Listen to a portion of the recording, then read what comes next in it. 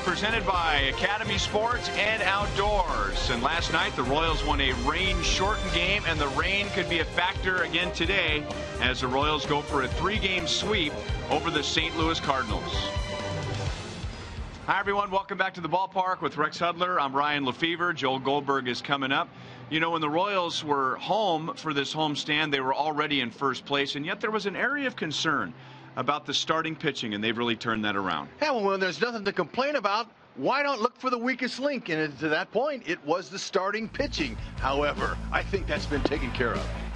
Royals are 6-1 on this homestand against the Yankees, the Reds, and now they won the first 2 games against the Cardinals, and leading the way has been pitching.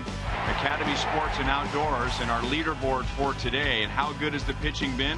Well, their combined ERA is 1.35, opponents batting average 205. But the biggest key, I think, Hud, is when those teams, the Reds, Yankees, and Cardinals, have had a runner in scoring position, they've done almost nothing. And these are the best offenses in baseball, by the way, too. These are no slouches, but the mark of a great pitcher is, can he execute and get guys out when he gets in trouble? And we've been seeing Royals pitchers do that. It'll be Yordano Ventura for the Royals today, and 6-0 Michael Wacha for the Cardinals. Now that Royals offense, they're the best in the American League, and they're exciting 1 through 9, but they will be challenged by Wacha. Although no other aces in the league have really challenged them, the Royals have beat them. Wacha has the difference. The 95, he's got the big curve overhand and a great changeup, but a cutter to go with it. He'll be a test, but I still think they sweep. The Royals today are hoping for a sweep as they celebrate the 30th anniversary of a World Series victory over the Cardinals. Joel will chat about Yordano Ventura when we come back.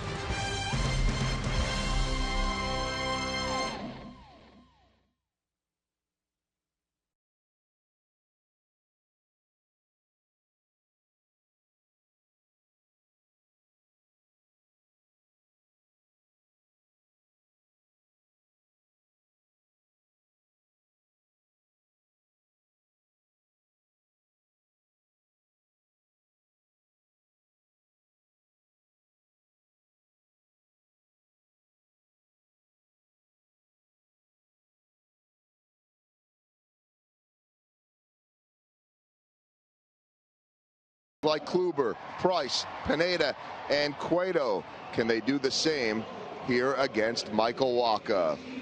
Welcome back to Kauffman Stadium. Joel Goldberg out in left field. Jeff Montgomery has the day off. He will join us at Yankee Stadium tomorrow afternoon. A battle of young, right-handed, 23-year-old pitchers. And in the case of Yordano Ventura, he learns a lot every day from Edinson Volquez, a guy that used to throw hard, but now says, hey, it's not important to look at the radar gun all the time. I used to do the same thing like he does right now. Every pitch, you know, sometimes you feel like when you let it go, you know, you turn around and see the gun and the scoreboard, and the next pitch is gonna be you gotta throw the toe hard, a little bit harder, and it doesn't work that way in the big leagues. That interview from earlier in the week, Yordano and Edinson with Monty and myself, and so Volquez says he doesn't look at the radar gun very much anymore, just go out there and try to pitch. Ventura says, yeah, sometimes I do, but he is learning from Volquez that it is not all about getting 98, 100 miles an hour. Pitch, and he did that last time, going 7 shutout innings without a walk. Ace Ventura throws the first pitch at Kauffman Stadium. That's coming up next.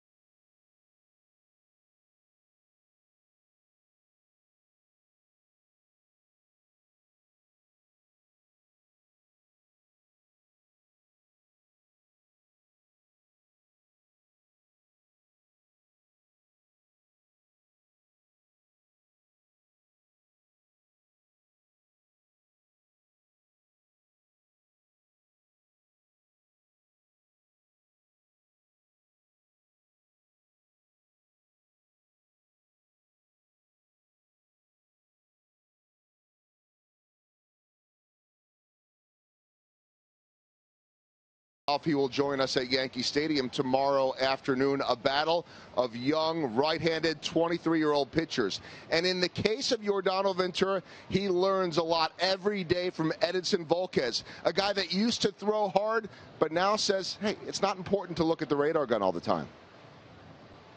I used to do the same thing like he does right now. Every pitch, sometimes you feel like when you let it go, you turn around and see the gun and the scoreboard, and the next pitch is gonna be you gotta throw the toe hard, a little bit harder, and it doesn't work that way in the big leagues.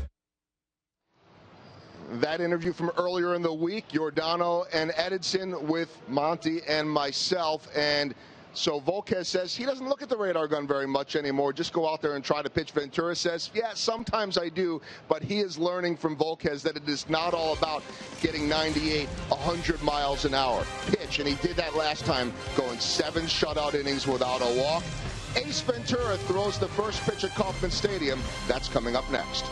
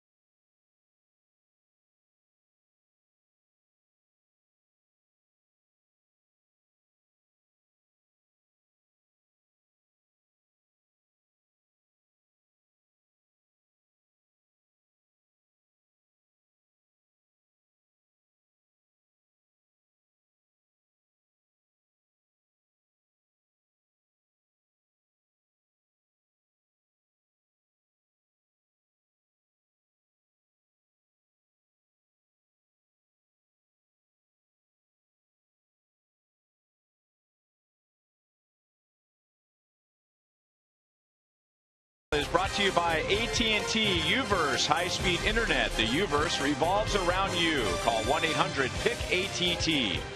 By your Kansas City Chevy dealers. Visit your Chevy dealer today for great prices on all the new 2015 vehicles. And by the Missouri Lottery. Every ticket you play gives back to schools across Missouri. So play it forward with the Missouri Lottery. There was talk as soon as last night that this game might be postponed, even before allowing people through the gates. That's how bleak the weather forecast was. But there is a rather large window, and the game will not only start on time, but the forecast at now looks like we'll be able to get at least 3 or 4 hours of baseball in, with an occasional shower here or there, as Mike Jershely and Mike Matheny exchange their lineup cards and give the lineup cards to the umpiring crew. Mike Matheny recently reached a milestone, earning his 300th career win with the St. Louis Cardinals, making him the 6th fastest to 300 wins in Major League history. He has been manager of the Cardinals for 4 years prior to this year, and all 4 years the Cardinals went to the National League Championship Series, although lately their lineup has really struggled to score runs. In the last 11 games, the Cardinals are hitting just .236 and averages just 3 runs per game, and you figure, Hud, that's not going to get any better against Yordano Ventura. It won't, and with a late scratch by Matt Holliday, the left fielder, that'll help. So Kia puts us in the driver's seat. Yordano Ventura has never lost to the National League. He is 3-0, striking out 1 per inning over 25 innings. And he's facing the Cardinals for just the 2nd time in his career. He beat St. Louis last year here at Kauffman Stadium, allowing just 2 earned runs in 6 innings.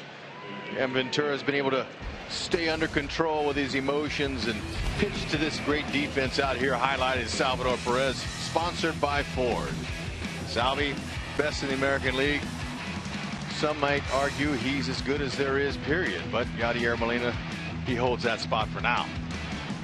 Solid defense. Who's it going to be today that's going to bring the fans up off their seat with a spectacular highlight play? Because these guys lay it on the line every single day. They have pride, and their goal is to get back to the World Series.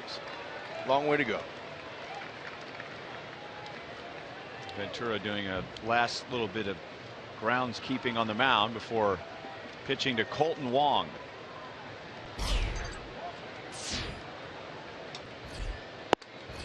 And the first pitch is inside, ball 1. Colton Wong is swinging the bat well. He has a 7-game hitting streak. He is 2 for 6 in this series. And a pitch that just missed inside, according to home plate umpire Mark Carlson. And now outside, 3-0. Cardinals know exactly what they're getting from Ventura today. Above average fastball, above average curve, and above average changeup. And he'll mix in some cutters. And the game begins with a 4-pitch walk.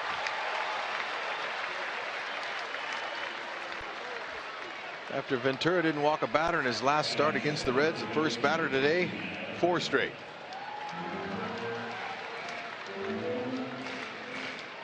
And it was just the 2nd time in his career where Ventura went at least 7 innings and did not allow a walk. He has allowed just 1 run over his last 12 innings, going back to his start against the Texas Rangers.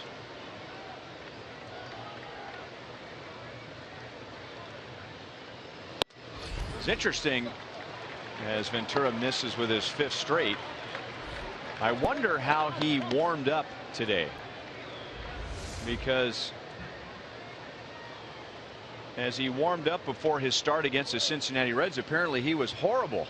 And Salvador Perez, in catching Ventura in the bullpen, he left early because Ventura was bouncing so many balls and hitting Sal, and Sal said, forget it, I don't need this. And then he ended up pitching a gem. And so often what a pitcher does in the bullpen has very little to do with what they do in the game. That'll be interesting. First inning's the first inning, though, and the only inning where a lot of guys struggled. It's because they're just getting used to the mound and the pitches and what they're doing. Now, if Colton Wong has any ideas of stealing, that's good for him, but he may not be successful. Ventura, he's allowed just 1 stolen base and 245 2/3 innings in his career. So he's very quick home, and he has a quick move to first base. And we'll see if Wong wants to take the challenge. He has stolen 3 bases and has been caught 3 times. He is not running. And now it's 3-1 on Carpenter. Salvador Perez senses the frustration as Ventura snapped at the throw back, so he's going to go out there and have a visit with him. Ned Yost told me a great story prior to the game tonight. He was the bullpen coach of the Braves in 1995. It was Game 5 against the Indians, and Ned actually caught Greg Maddux before Maddux went into the game. And as he put it, somebody that was blindfolded could have warmed up Greg Maddux in the bullpen that night. Just put the glove out there, and Maddux was hitting the glove with every single pitch. Very close play over at first. And Ned was thinking to himself, if the Braves had won that night, they would have won the World Series. And Ned's thinking, Greg Maddux is going to throw a no-hitter tonight, and we're going to win the World Series. Well, 4 runs later in the first inning, Cleveland won. They had to go to a Game 6 to win the World Series. But Ned was saying that oftentimes what a pitcher does in the bullpen has very little bearing on what they do once they get out on the diamond. 3-2 on Carpenter.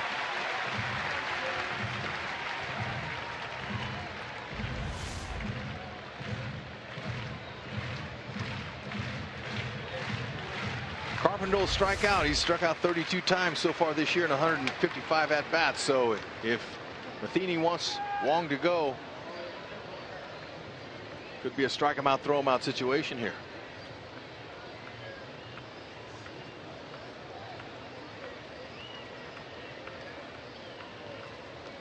He is running, and it's ball 4. Back-to-back walks to begin the game.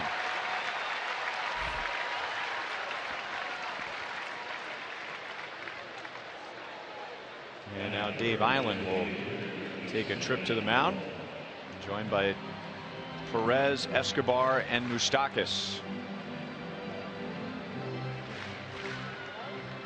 The importance of staying within your mechanics is very important for every pitcher, but especially Ventura, who's really has an electric arm, great delivery.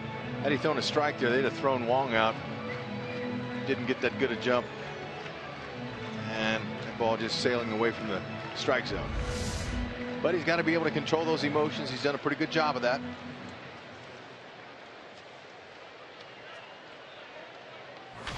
Stay down in the zone here and see if he takes Dave Island's instructions well. And Dave probably said, hey, a little ground ball double play. Cardinals had a very late scratch. Matt Holliday supposed to bat third and play in left field, but right after the national anthem it was announced that Holliday is out. So Johnny Peralta, who was going to bat fifth, bats third. He was going to be the Cardinals shortstop today, but he is the designated hitter. That's a good half day off for him. Peralta has grounded into 6 double plays, including last night's, which was a pivotal double play that Volquez rolled up. Yeah, that might have been the play of the game. With technology these days, it is much easier to predict when the rain is going to arrive, and everybody knew that the rain was out in the parking lot.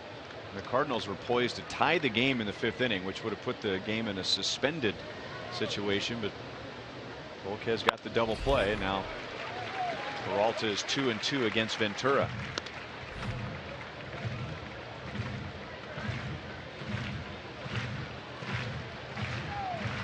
Hosmer's playing way off the bag at first base. Carpenter, he's well aware of where Hosmer is, though, because he knows Salvador Perez loves to sneak throw behind runners. But he's keeping an eye on Hos, making sure he doesn't sneak in there.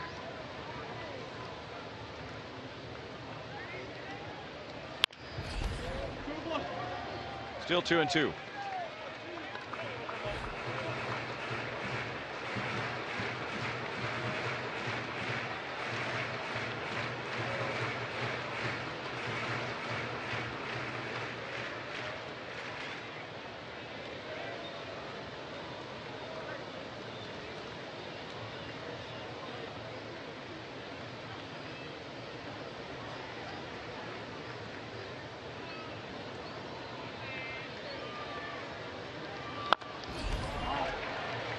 Do it again.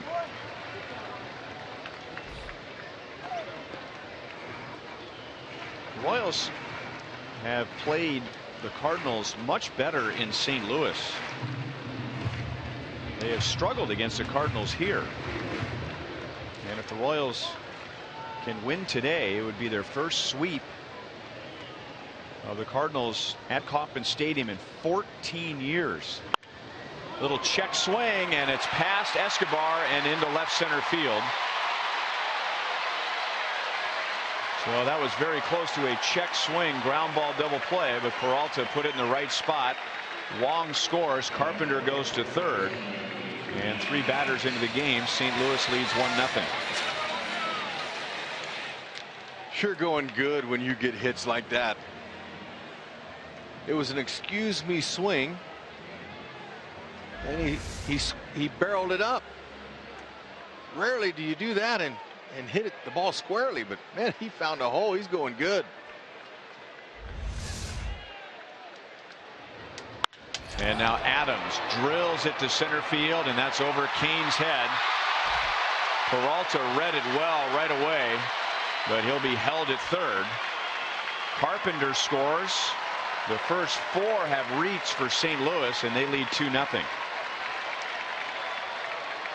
You know, the Redbirds aren't going easy, that's for sure. And the fact that Ventura, his command is off, so they're looking dead red heaters, and there it was right down the middle. Adams, knowing first pitch fastball was coming, and Lorenzo Cain could only turn and run. That ball was squared up perfectly. Cardinals, they don't want to let up off the accelerator either.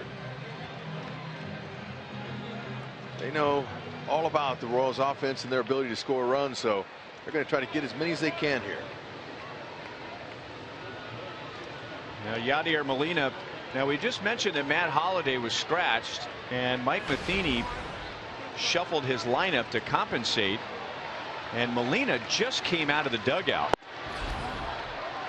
He was moved up one spot, and maybe he wasn't aware of that because he's still just trying to get loose. He came out of the dugout putting on his batting gloves, but he was not in the on deck area loosening up, and he comes up in a critical spot with runners at second and third and nobody out. So if it's true that some people were born to play and you can just roll out of bed and hit, we'll find out if that applies to Molina. Well, it's true, regardless of what happens in this at bat. Molina is one of those guys that could just show up and go out and produce. Sal blocks it, throws down to third, and they've got Peralta in a rundown. Big out. Yeah, that's another thing Cardinals manager Mike Matheny has praised the Royals for, is that whenever there's anybody on base, they're so fundamentally sound. They'll pick out behind you. They're looking for an out anywhere they can. It really helps out the starting pitching. And talk about this out here for Ventura. That was huge. Just to get him an out, pick him up with nobody out. Ventura couldn't do it himself, so Salvi and Moose helped get it out on the board.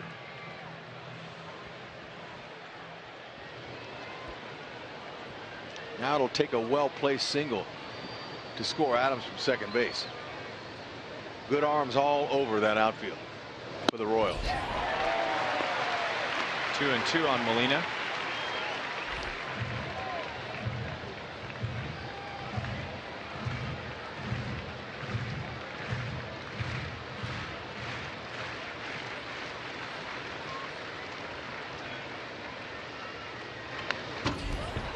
Still 2 balls, 2 strikes. So the 2 walks have turned into runs. Wong and Carpenter reaching on walks to begin the game.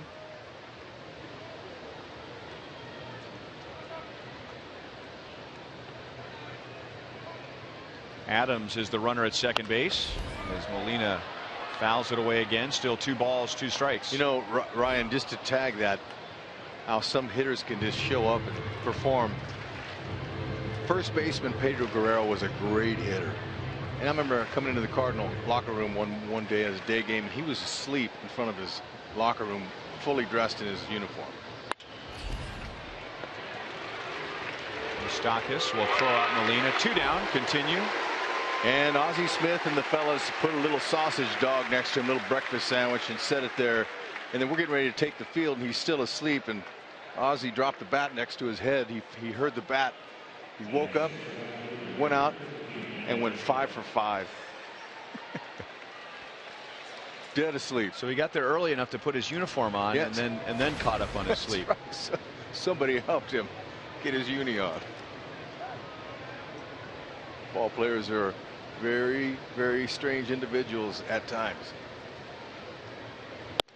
Grichuk takes one under the chin.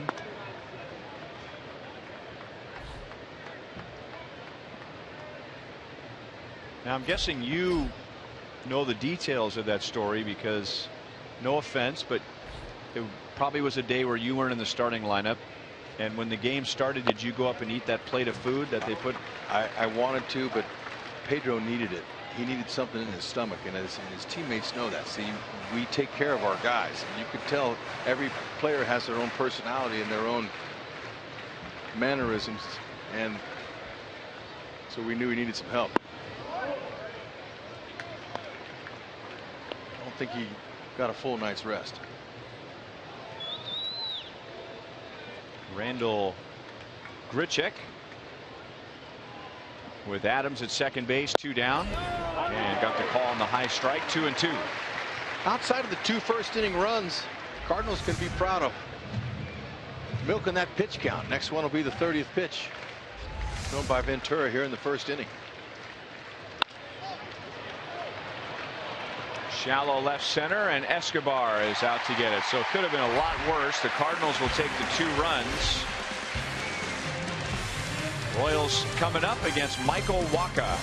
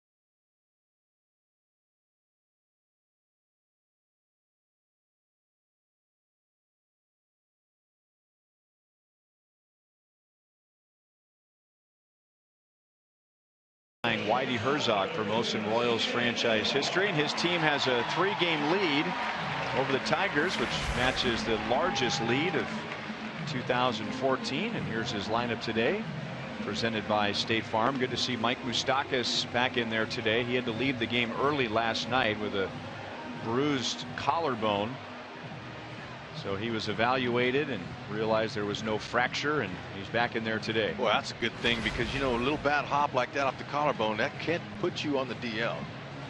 But look at all the 300 numbers you saw there in that Ned's batting order, and Wacha, he's got the stuff to retire those guys, especially towing the slab here in the first with a 2-run lead. He'll be tough. Got a great fastball, 92 to 95, cutter at 88 to 90, big overhand 12 to 6 curve, and a changeup. And he loves his changeup, especially left-handed batters. This guy is fearless.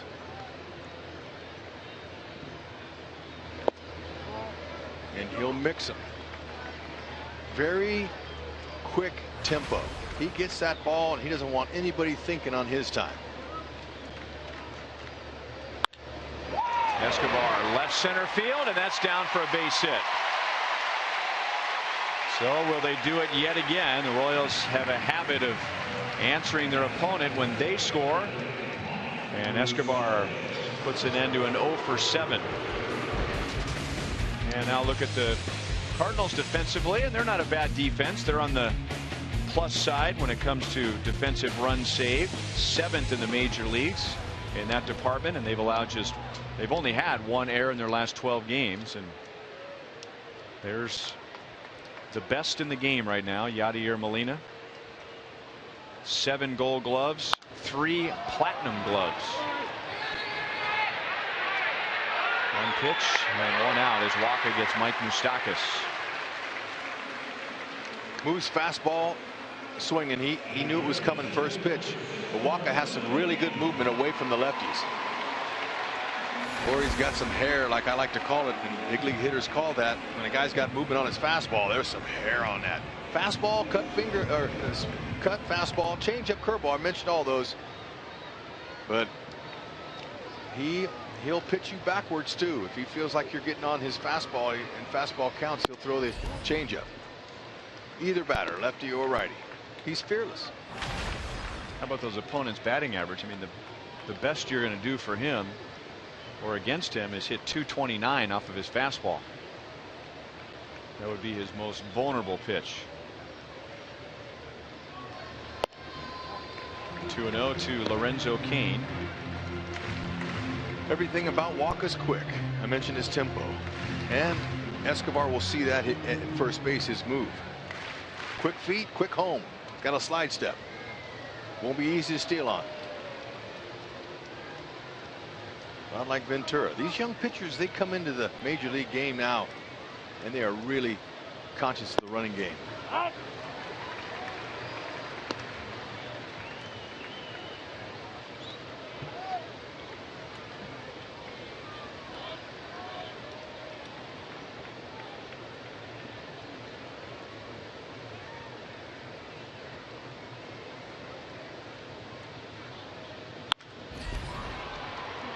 2-2 on Cain.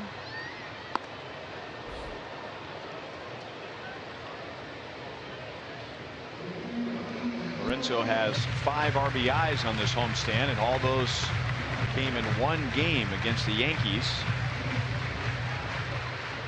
He has also scored 7 runs.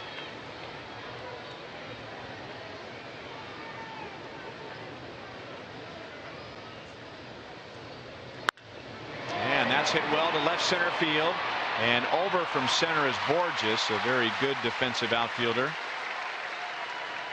2 down. It was Peter Borges in Anaheim who pushed Torrey Hunter and his 9 gold gloves out of center field and into right field. Torrey was okay with it. Borges, excellent center fielder, and really left or right, wherever you want to put him. Great speed, good timing, good judgment.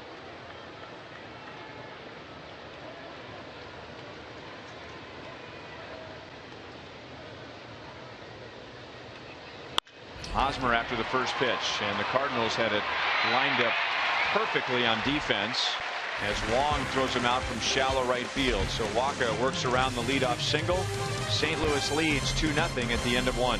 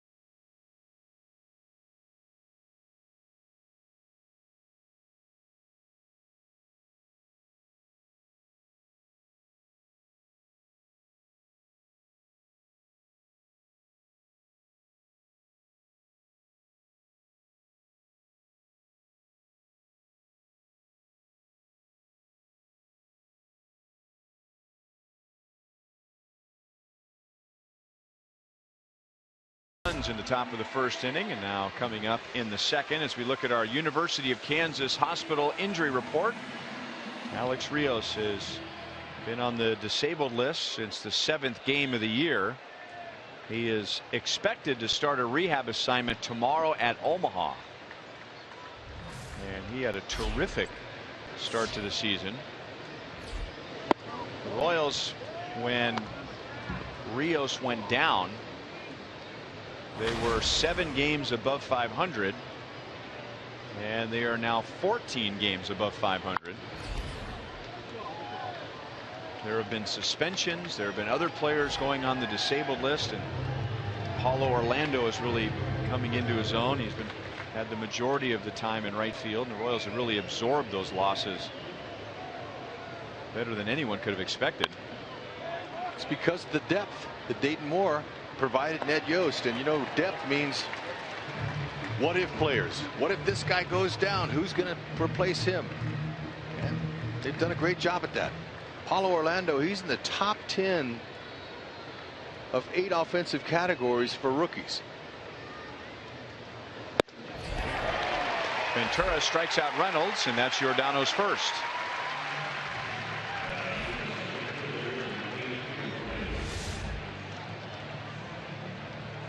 That 4-seam fastball elevated looks good for a split second. And by the time Salvi catches it, it's tough to catch it. Very tough to hit it.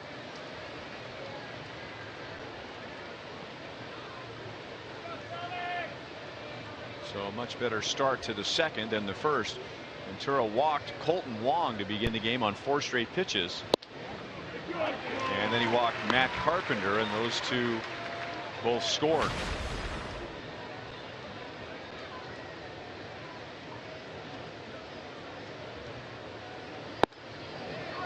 Got the call on the curveball, and it's 0-2. We talk about the first innings a lot. It's because it's true. Pitchers have a hard time settling in, but look what Ventura's doing now. Second time out there, he's pretty comfortable. He's loosened up. He's got a little lather working. He's executing his pitches.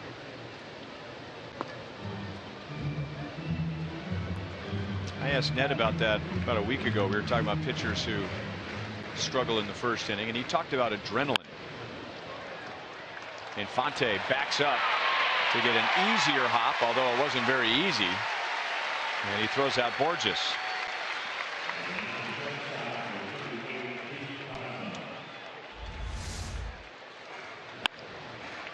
Very tough play made look easy there.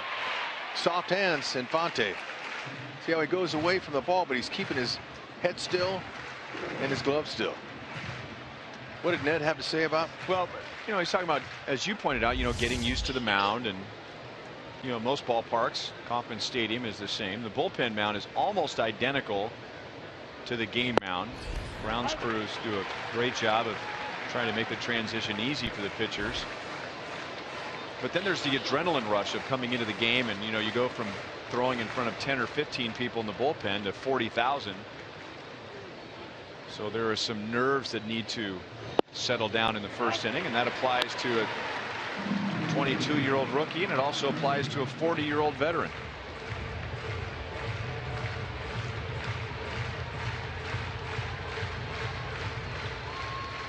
Pete Kozma is the Cardinals shortstop. He appears in this series for the first time. 1 ball and 2 strikes. I would imagine you felt much different in your 4th at bat of a game than you did in the very first at bat, especially when you were leading off. No question. But if you somehow got a knock at that first time up, oh, you're set to go. You're telling yourself, big day for my team today. Bad swing. Good inning. 3 up, 3 down with 2 strikeouts for Ventura. After 30 pitches in the first inning, he needs only 12 in the second.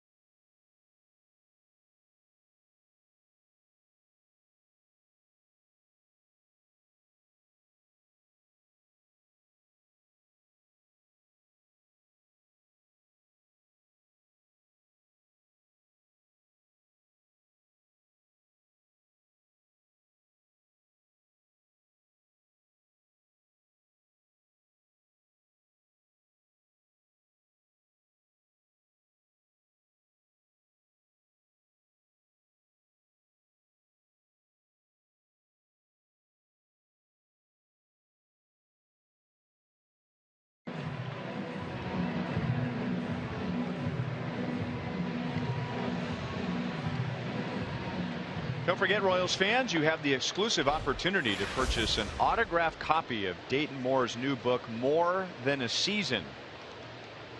The book explores the intersection of faith, family, and leadership, and the process of rebuilding a championship culture in Kansas City. And 100% of the proceeds from the book support Dayton Moore's charity, See You in the Major Leagues. So for just $25, purchase your autographed copy today at Royals.com. More Than a Season. Got to read it, folks, especially with the proceeds going to help others in the community. Check it out. It's good. Those kind of books are so interesting because, when a team like the Royals breaks a drought of 29 years of missing the postseason, and then they go to Game 7 of the World Series, the question is, well, how did they do it? And it's easy to get caught up in some of the short-term reasons why the Royals got to the World Series. But books like these, they go take you all the way back to decisions that were made 5, 6, 7 years ago about, all right, nice play by a young guy in the first row of the dugout suite. 5, 6, 7 years ago, why did we trade for this guy, and why did we give up on that guy, and why did we not give up on this guy? And so it takes you way back to the first building block of what became an impressive wall. That was a terrible way of terrible analogy there, but no, you explained it. The foundation of building the American League Championship. No, look, I got almost through the first chapter and I lost my copy, so I had to get another one. I'll work on finishing the rest of it. But I love the intro. The intro, how he thanks everyone except himself. He was very gracious and his support, his staff has been, what an at bat or plate appearance. That was sweet.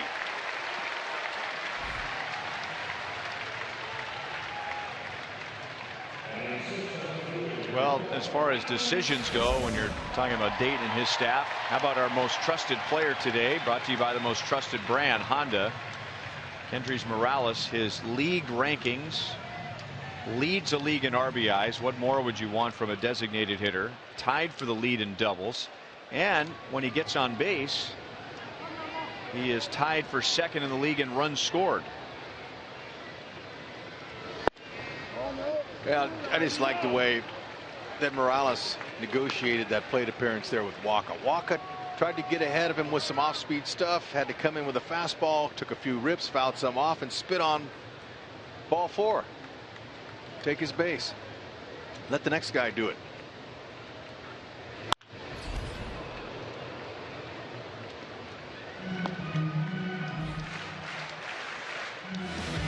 Our AT&T U-verse rewind takes us back to last night, and Alex Gordon with his 126th career home run. He is one home run shy of tying his buddy Billy Butler for 7th on the all-time list. 1-2 against Waka. I heard that sound of Alex hitting that homer yesterday when we were off at home, and it was loud. But I just saw it again and heard it. Ooh, man, he squared that one up. Hitting .410 in his last 12 games versus the Cardinals. Alex Gordon.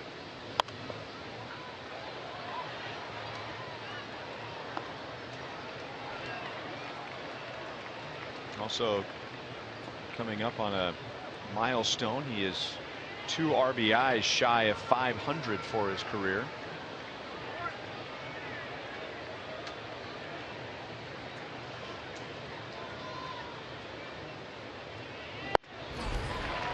Waka strikes out his first. Fastball at 96, 1 down in the second inning. Remember, the 2015 MLB All-Star voting is underway, and there are many deserving Royals. So be sure to go to Royals.com/vote right now. Cast your selections, and this year all voting is online, and you can vote up to 35 times on the exclusive Esurance MLB All-Star Game ballot. Pretty important to get these guys in there, folks, because not just because we really want them in there with Ned and his coaching staff, because they're well deserving. You can see, vote Royals into the All-Star game. That's how important it is to the organization and the people, the fans. 35 votes a day. Walker trying to stay inside on Salvi, and you can't blame him. Anything that's out over the plate, whether it's thrown hard or soft, and it's down low, Salvi will get it. Excellent bad ball hitter and great low ball hitter.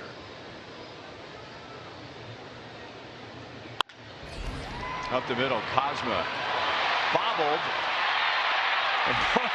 That's not the way you draw it up, but the Cardinals still turn the double play. A bobble, a bare hand grab, a spike in the dirt, and a pick, and just another 6-4-3.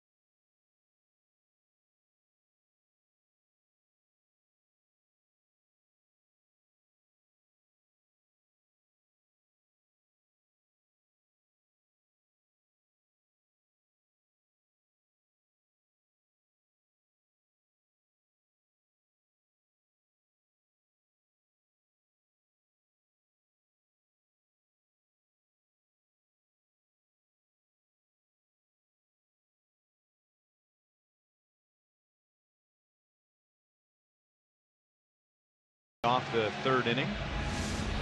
This is not the way you practice it, but in the end, still a double play. 6-6-4-3. Good pick. Good dig.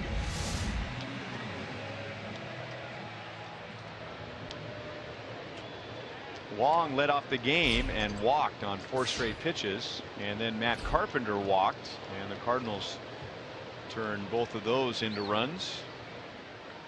Ventura had a long first inning, a very quick second inning, and now 1 pitch, 1 away in the third.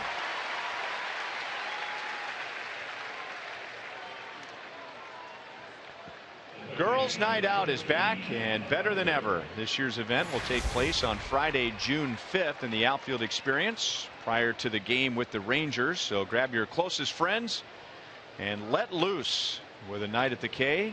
Yeehaw! Featuring a fashion show, mini makeovers, chocolate fountains, and the first 10,000 ladies to the gates receive a one-of-a-kind summer infinity scarf, courtesy of your KC area Chevy dealers, and proceeds from the event will benefit the American Heart Association's Go Red for Women. So tickets at Royals.com/Girls Night Out.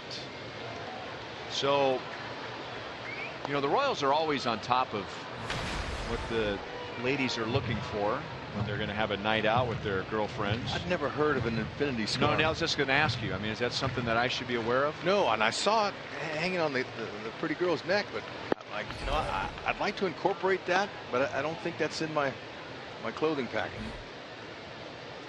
Okay. Must be a thing that they're doing. But hey, you know, if the Royals are giving away 10,000 scarves, you know it's got to be in. Carpenter was not expecting a fastball. That's what he got. Ventura strikes out his third, and now he has knocked down the last 7 Cardinals. Ooh, man, that split the dish right in 2. Ventura settling nicely, and Carpenter, you got to go. He knew it.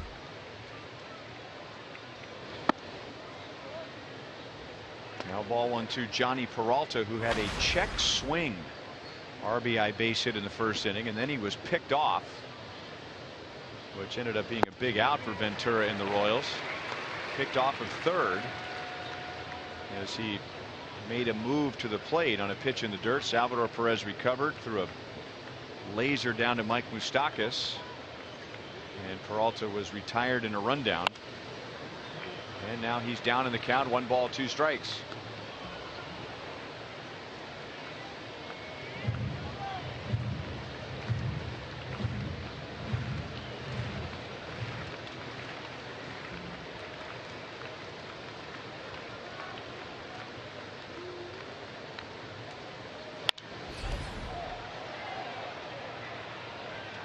Ventura learning from everyone in that dugout, but especially Edison Volquez. Volquez has been a good mentor for him, talking about you don't have to go pedal to the metal. You don't have to throw 100 every pitch.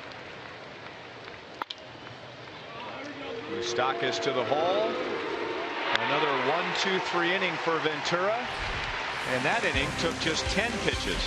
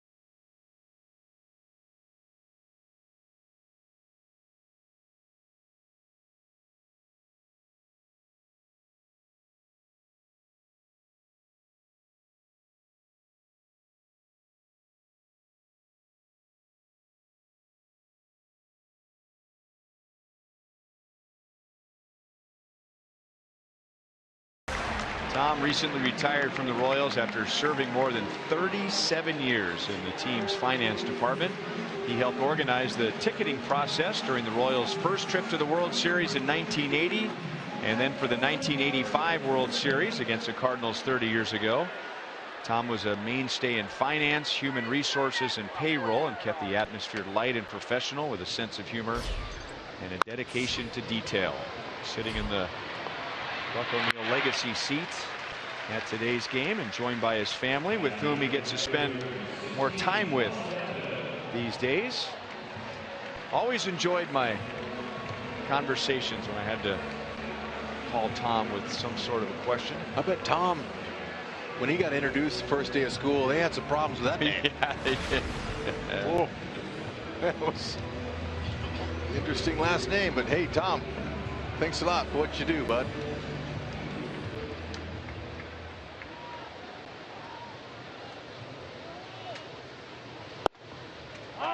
Paulo Orlando with 1 out. Paulo has hit .400 during this homestand. He is 2 for 3 in this Cardinals series. When you're a player like Paulo, you're an extra guy, and you're playing mainly because of an injury. You are well aware of that guy ahead of you and his rehab assignment, how much time you have. So he's really trying to pad his numbers the best he can before he starts playing once a week again. He's taking advantage of it. And even that little foul ball there, he was hoping that hadn't hit off his leg, because he could have beat that out. Any time in any way to get on base, he's going to do it. He's been showing some good drag bunting skills.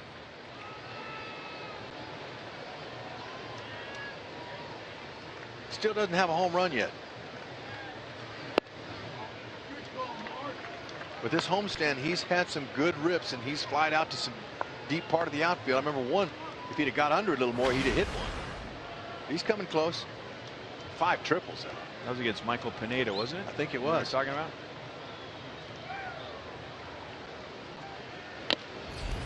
Foul tip into Molina's glove, and Wacha has struck out his second. What Royals are going to see from Wacha, especially with 2 strikes, is that pitch there, or the 4-seamer above the belt, and he's going to bury the 12-6 curve with 2 strikes. And he will mix in some changeups in those counts, but really, when he gets the hitter down, he's going to 4-seam it or hook him. Great weapons. Definite challenge today for the Royals offense. Again, 1 time through the order now. The Royals have 1 hit and just 2 runners.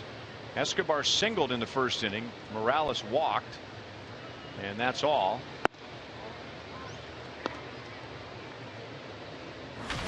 All right, so what happens second time through the order? Well, he gets a little better.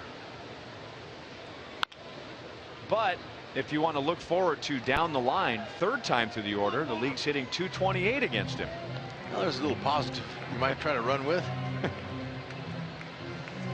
Although, you know, we read the stats more than the players do, although they kind of know some of the statistical information that's out there. But, you know, when a guy's this good, you're just going to go up and try to see a pitch and hit it. Keep it that simple.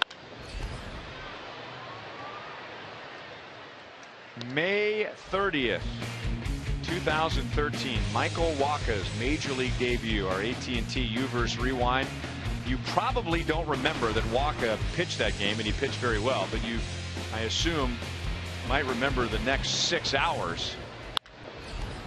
The long rain delays, that was the game that ended at 3:14 in the morning. It appeared, and I say that in quotations, that the Cardinals ground crew was none too thrilled about trying to resume the game in the early morning hours. So the Royals actually helped out by bringing some of that drying compound out to the field. And do you know that since that game, the Royals have had the 2nd best record in the major leagues?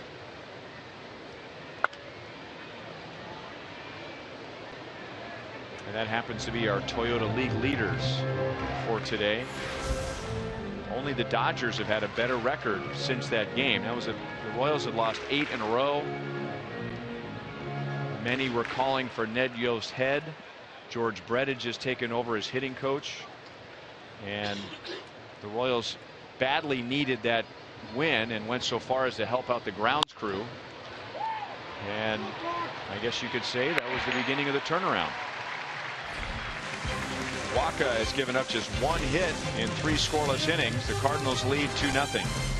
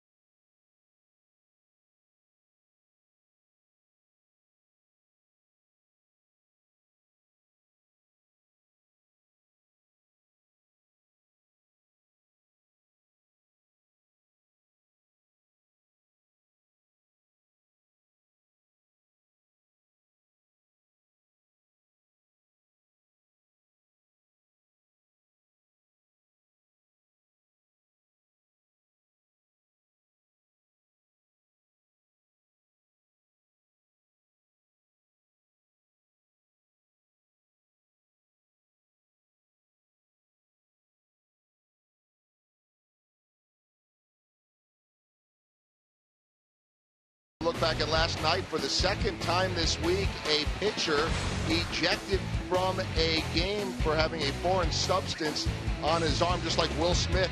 Another lefty, Brian Mattis, tossed from this one. Something that happens a lot, pitchers trying to get a grip. But we don't often see the ejections twice in 1 week. At third base here this afternoon, Trip Gibson. That's where he was on opening day at Dodger Stadium, his first ever as a full-time major league umpire. And as he climbed through the system, guys, Trip would get a ticket for each momentous game or next step up, and his wife would frame those. So he asked for a ticket on opening day at Dodger Stadium. They got it for him. Vin Scully signed that ticket and then actually talked about Tripp's story much more eloquently than I am, of course, because it's Vin Scully. Here he was, his first big league game as a full-time umpire. The ticket was issued to him in his real name, Hal. His dad is also Hal, as was his grandfather. And so there's Vin Scully talking about Trip Gibson, Hal Gibson, on opening day. He has the ticket signed by the legend Vin Scully and said that it was his grandfather who helped pay for umpiring school to help him make this life form that is going so well for him. Nice story, Joel. Great story, Joel, and I thought that was quite eloquent. As Moustakas over on the right side of second base takes care of Matt Adams, one down. You know, Trip Gibson, I'm reading his bio, 10 years in the minors. That is the minimum minor league umpires have to do before they get to the big leagues. I mean, there's nothing in stone that says that, but every minor or major league umpire up here did 10 years of minor league baseball before they even thought about becoming a big league umpire. Hard job, but it's well worth it.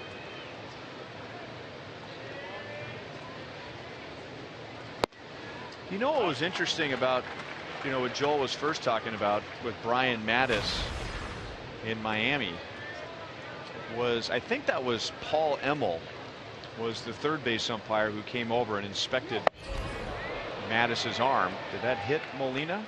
It missed him.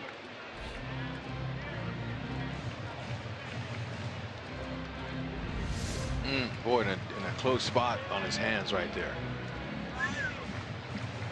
But it was interesting when Will Smith was ejected, the umpire looked at his arm and ejected him. But last night, Paul Emmel and Buck Showalter came out and they talked about it. It looked like he was almost asking Brian Mattis, what is that you have on your arm? And he was going to be ejected no matter what. You can't have a foreign substance like that. But it was less dramatic. It was more kind of explaining to the manager and the player why there was going to be an ejection as Molina strikes out. And that is 4 for Yadier Molina. So for whatever reason, I thought that was interesting. Yeah, the most interesting ejection that I've seen, as you can see, that big curveball fooled him, 83 miles an hour, was Joe Niekro. When they came to the mound, because they thought something was going on with the baseballs, and they asked to see his glove, his hat, and they said they want to see it in his pockets, and he went in his pockets and he pulled out his pockets in his back pants, and then there was an emery board in his pocket and he threw it, kind of trying to hide it from the umpire, and the umpire saw it and he goes, oh, what was that? And Ken Herbeck tried to step on it. Yeah, they tried to hide it. He had an emery board. Forget about the liquid or the solution that they're putting out there. It was an actual emery board where you could cut the ball with it. The thing that you use for your nails. It was comical. Fouled back by Grichuk. Yordano Ventura walked the first 2 hitters of the game. Then he gave up an RBI single. Then he gave up an RBI double. And the Cardinals had a 2-0 lead. And he has now retired 10 in a row. A 30-pitch first inning. Now 12, 10, 13 pitches in this inning with 2 down.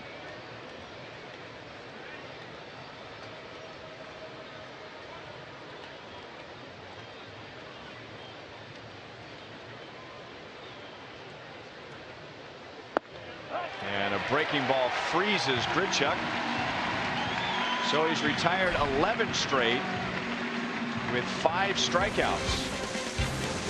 Whew. He's coming back strong. Gritchuck, you got to go.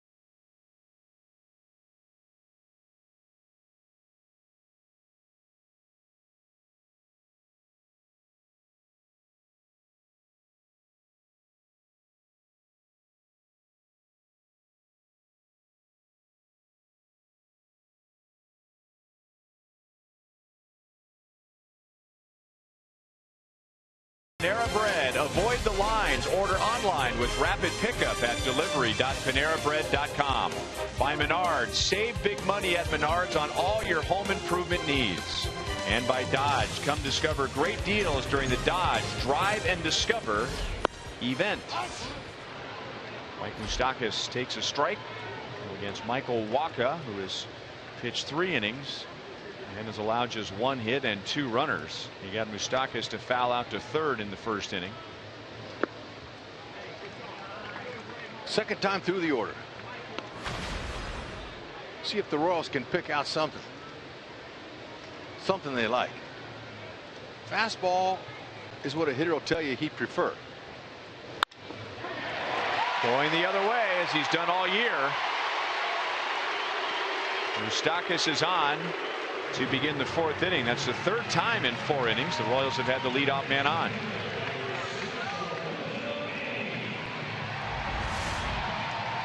Fastballs are a little bit easier to hit because they're straight and they don't mind how fast it is. But look at that, off the end of the bat, cause a little vibration with the phantom cam.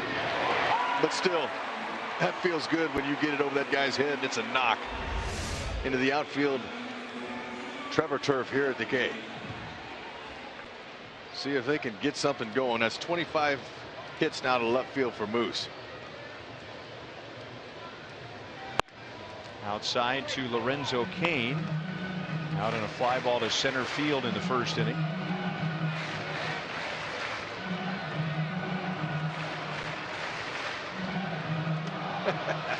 Lorenzo Cain, check him out. That's out in center field. I like it. Fans making these guys feel good. Hits it hard to center, but Borges is there. Well, Cain has had a tough time getting the ball past Borges.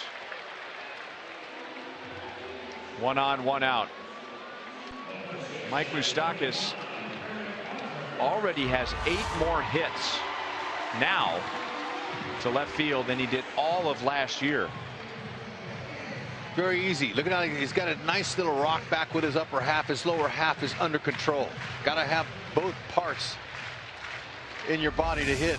Lower half, upper half, hands, head, feet, hips, all of it.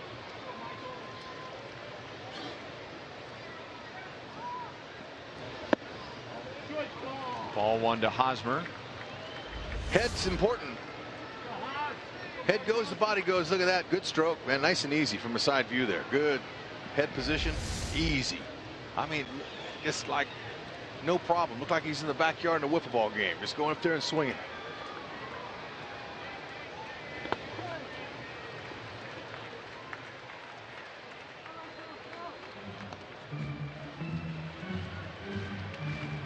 Hosmer grounded out sharply to Wong, the second baseman, in inning number 1, and Wong was set up perfectly as he was out in shallow right field. He does not have that luxury here as he has to come back to the dirt for the chance at a double play, but he grounds it to Wong. 4-6-3. So wherever Wong is, that's where Hosmer hits it, and 4 scoreless innings now for Wacha.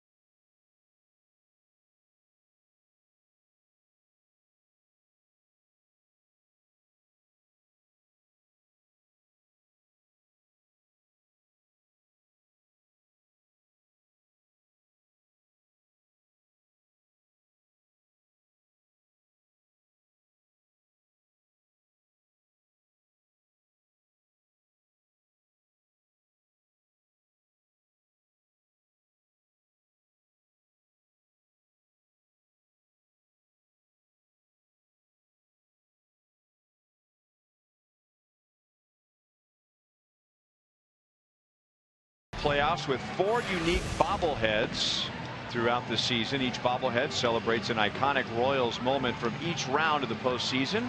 You can continue your collection on Saturday, June 6th, with a Lorenzo Cain bobblehead commemorating one of his incredible diving catches from Game 3 of the Division Series, presented by Farmland. The first 15,000 fans will receive this one-of-a-kind item. Tickets at Royals.com.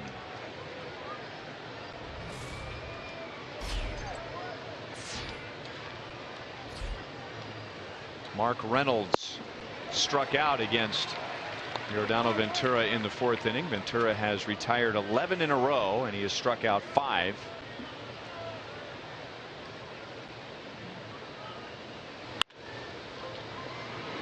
Moustakas throws out Reynolds as Hosmer stretches into foul territory.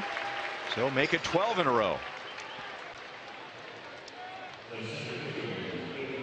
Got to give the Cardinals a little credit. In that first inning, they capitalized with the 2 walks. Both of them ended up scoring. Because the way that this young man Yordano Ventura settled down now, he's really got it working. You got 3 quality pitches that like he's got, and he hits them and puts them where he wants to. It makes it really a tough hitting afternoon.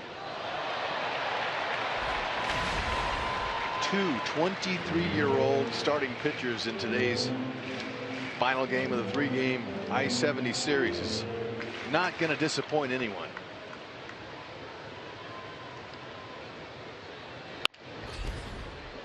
Good play, Moustakas. 2 down.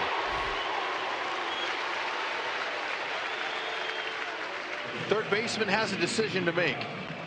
Sometimes not very quickly either, because that's a hot corner. It gets on you. Come and get it or wait back. Moose came and got the short hop, circled into it, got his feet, tapped his glove, got him in the direction he's throwing. That's exactly what you do, young players. Catch it, get your momentum, get your feet under you. Tap that glove. Watch him. He's going to go get it. Go get the short hop. It's easier than laying back for the long hop. Over the top. Moose. And Ventura's already used him 5 times in 4 2/3 innings. Most of the time, those are off-speed pitches because the hitter's out ahead. He's going to pull it. Fastballs don't usually get pulled down there. They usually go the other way because the hitter's behind it.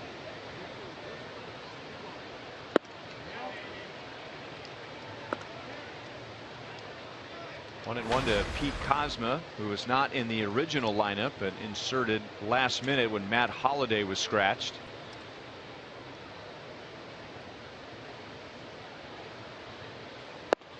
And you know, if you're an extra player, you like that. You like the late call because you don't have all the anxiety of starting that day, of coming in, knowing you're in the lineup. You know, there's a lot of anxiety guys go through when they know they're in the lineup. But when it's the, hey, look, you're in 5 minutes, take the field. You don't have time to get worked up.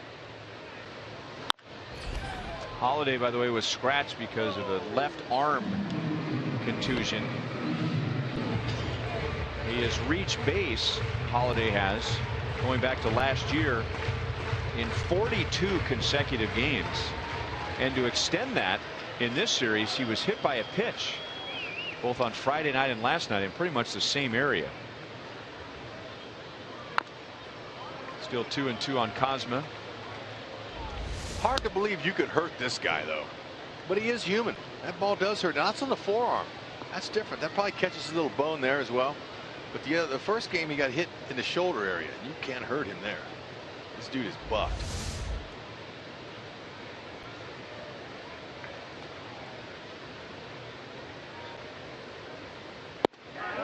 Ooh. Ventura thought it was a strike. He was on his way to the dugout. 3 balls, 2 strikes. That's the most emotion I've seen towards an umpire yet out of Ventura. Good job. Okay, just a little walk off there. Sometimes the umpire will say, hey, you get back up there. We're not done. But that was a strike. 2-seamer on the outside coming in back door. Beauty.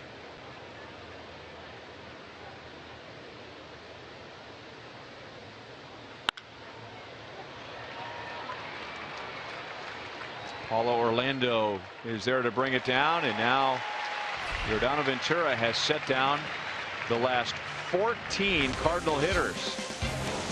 Royals coming up in the bottom of the 5th, beginning with Kendrys Morales, then Alex Gordon and Salvador Perez.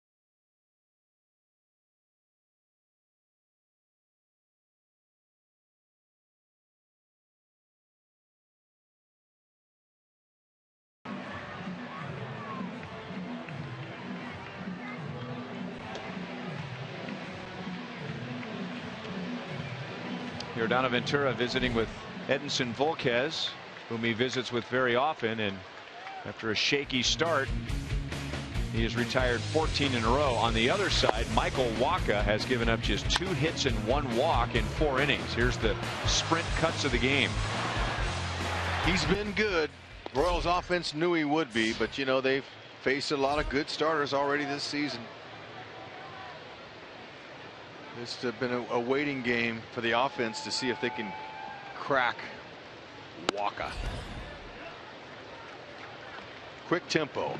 I've timed him in between pitches 12-13 seconds the whole day. He doesn't mess around. He gets up there and gets that ball.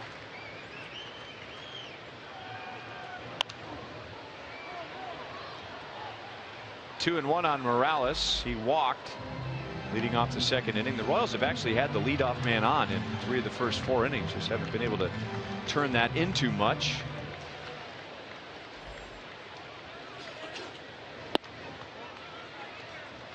Three and one with Alex Gordon and Salvador Perez coming up.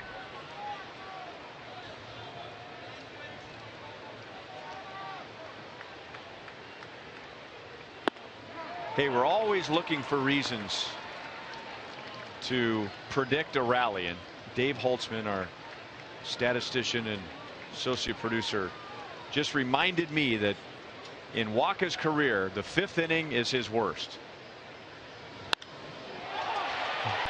Into the right field corner. Stay fair. Oh, just foul. How could that have missed? That was a hanging breaking ball. Holtzy trying to get us to start here to the inning. 4.36 ERA for Wacha in the 5th inning, the worst of his career. So here we go. This is it. This is the inning. Morales, he almost hooked that pole fair.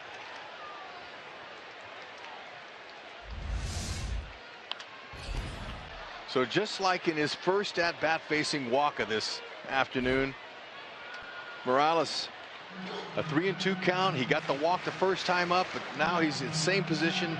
This guy is having some really good appearances here in his first 2 times.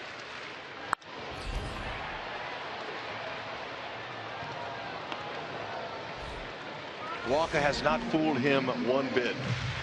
DraftKings and players to watch. Kendrys Morales today against Wacha, along with Howie Kendrick, Rajai Davis, and Trevor Bauer. The other way, Reynolds is there to make the play.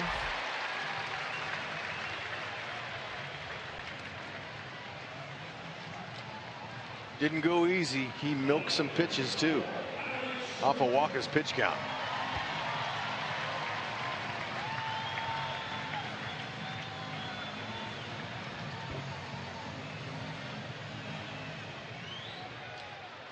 Wacha so far has 2 strikeouts, one of those against Alex Gordon.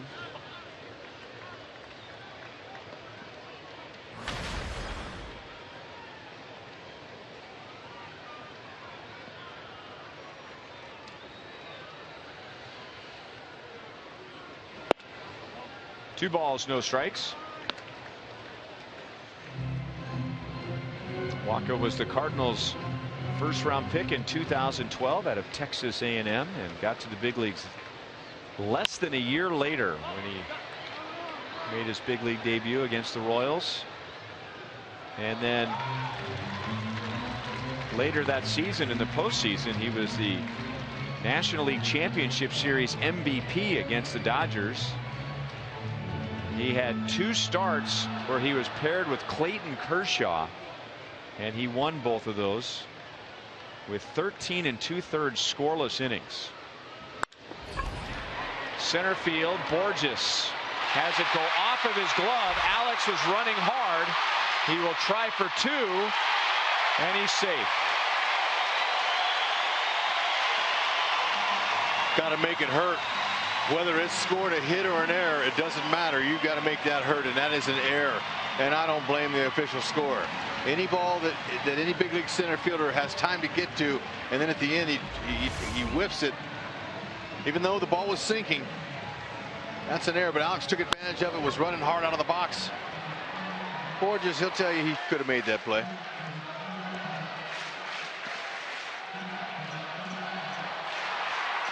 Just the second error for the Cardinals in their last 13 games.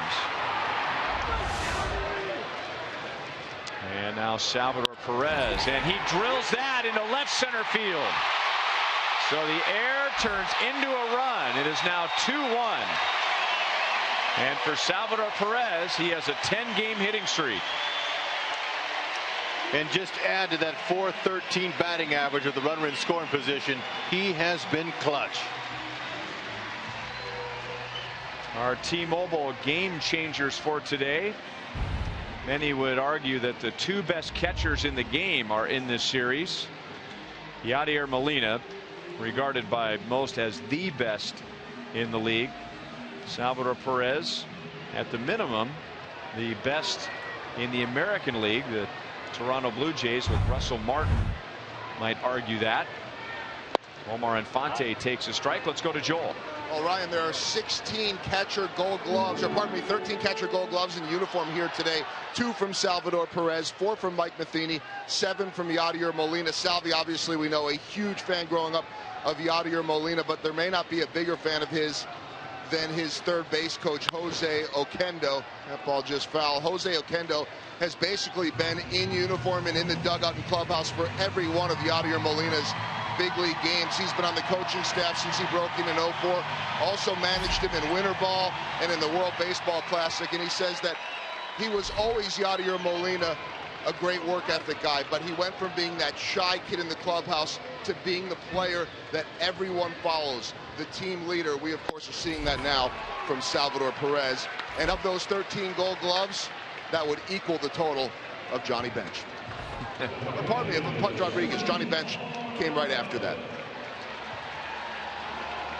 Speaking of a Jose Oquendo, I remember one of the years I played for the Cardinals, he only made 2 errors the whole season and didn't win the gold. Ryan Sandberg got it.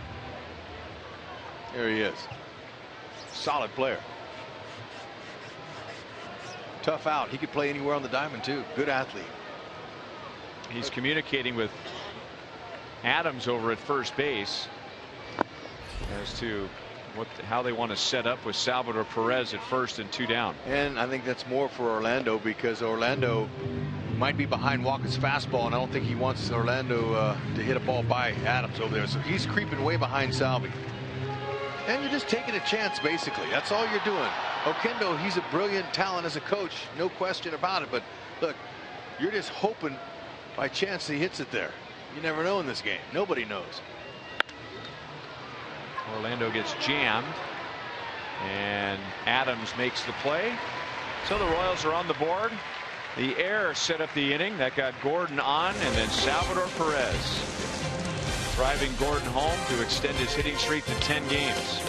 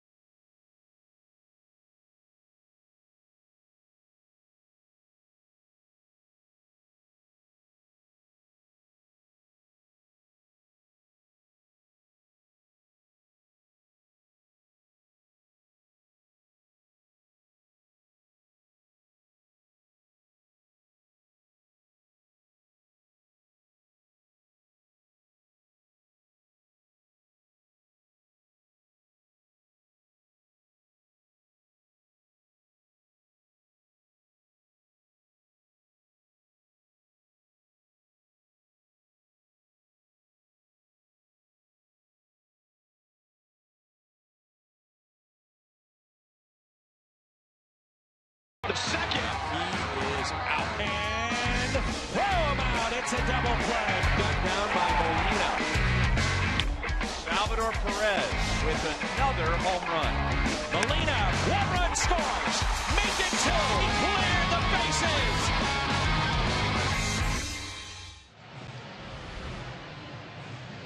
Two-1 Cardinals. Salvador Perez just drove in a run. And as we were discussing, perhaps the 2 best catchers in the major leagues here at Kauffman Stadium. What do you think about that, Denny Matthews? I would agree with that, Ryan Lefevre, very much so. Yeah, Molina has been the premier catcher, still is, I think.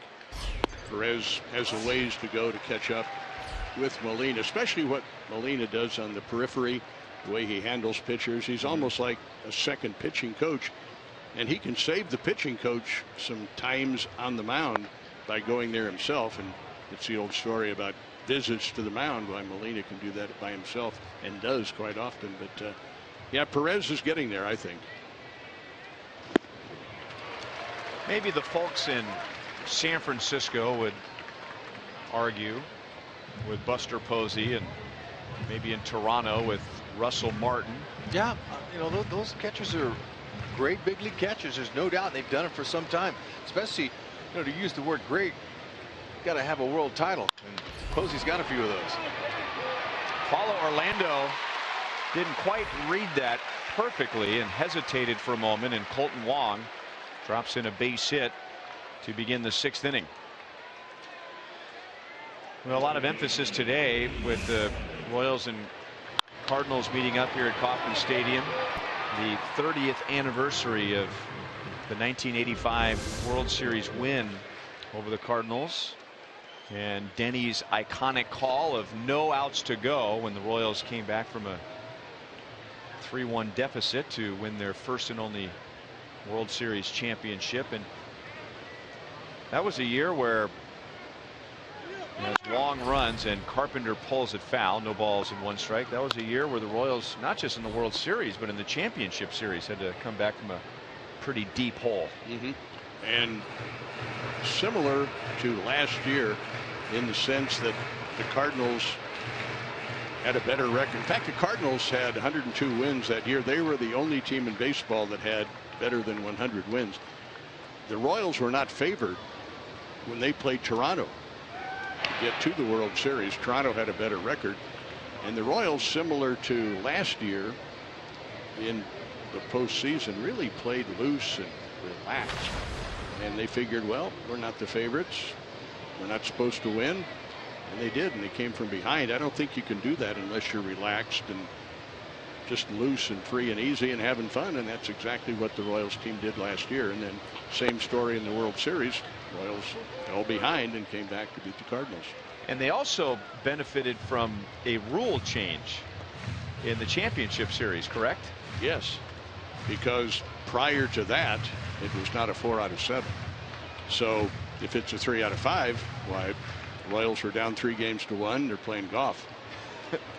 That was the first year, right? 85 was the first year that they went the best out of 7. Yep. Yeah.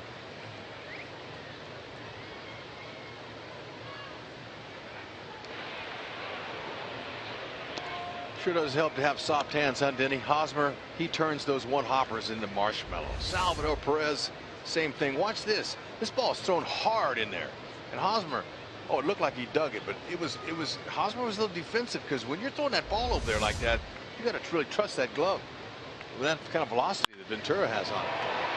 The ball needs to hook, and it does not. Matt Carpenter, who is one of the best players in the National League, always seems to be at the top of his game against the Royals. And Yordano Ventura, who had retired 14 in a row, gives up a single to Wong and a 2-run home run to Carpenter. And this time, instead of the Royals answering their opponent, it's the opponent answering the Royals. And we just saw a home run from the best 2-strike hitter in baseball. Changeup. Was able to speed his bat up, and he barreled it. See how his hands rolled after contact? That's why he was able to keep it fair. It didn't hook. Now, if you hook it right on contact and your hands are rolling, you're going to hook it foul. He's the best 2-strike hitter in baseball because he knows in his mind that no pitcher can overpower him. No pitcher can overmatch him. Changeup kind of drifted towards the middle of the plate.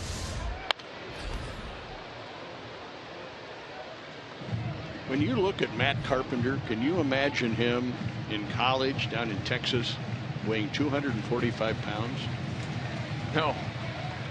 Which is what he was. He's got to be, what, 40, 50 pounds lighter than that now? Easy. Yeah, and that's, you know, that's part of the story, and we talked about it on Friday, Danny. Excellent scouting by the Cardinals to take him in the 13th round. They signed him for $1,000. And now He's one of the best all-around players in their league. Yeah, and I mentioned too that Torrey Hunter was a big part of that because he got him in his training program. Both from the Dallas area. Right. Torrey lives there at least now. And Torrey picked up the tab. He goes, "Hey Matt, why don't you come work out with me?" And he goes, "Oh, I can't afford that." He goes, "No problem. We'll take care of it. Just come on." And that got him motivated to get himself into shape. And he credits Torrey Hunter for that. But you still have to do it yourself. You got to have the will to do it. Well, his college coach grabbed him by the neck and pulled him into the office and said, "Do you want to be a 245-pound college player, or do you want to advance to a professional career, which you have a chance to do?" And he said that was the change of life for him right then and there. And he thought, man, 245, an infielder, and he really didn't have a great attitude, and that just turned him around. And so he went right at it. And like you say, Rex, boy, he got on a diet program, an exercise program, got himself in shape, and becomes a heck of a player. 2 down as Ventura strikes out Adams.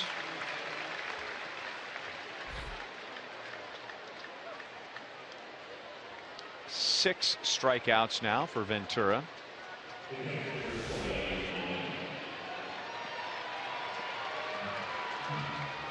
That's on the sidelines for TCU's football team. Is that a play card? Looked like it, didn't it? Molina pops it up into the bright sky, and Salvador Perez brings it down. Wong singles, Carpenter homers, and St. Louis has a 3-run lead to the bottom of the 6th.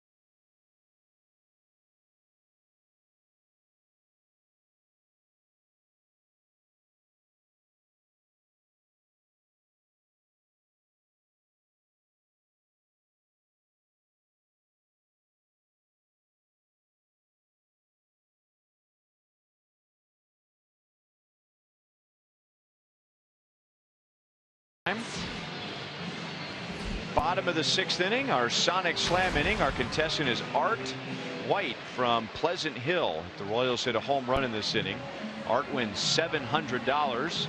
If the Royals hit a grand slam out of the park, Art wins $25 grand from Sonic and the Kansas City Royals. Now Cetus Escobar, Mike Moustakas, and Lorenzo Cain. The Royals have 1 unearned run on 3 hits against Waka. Escobar has 1 of those hits, a first inning single. He is 1 for 2. Then I'm very impressed with Waka's tempo. I've been timing him. He's really gets that ball, takes 10 to 12 seconds, throws it, comes right in there. That's big for the defense. You bet it is.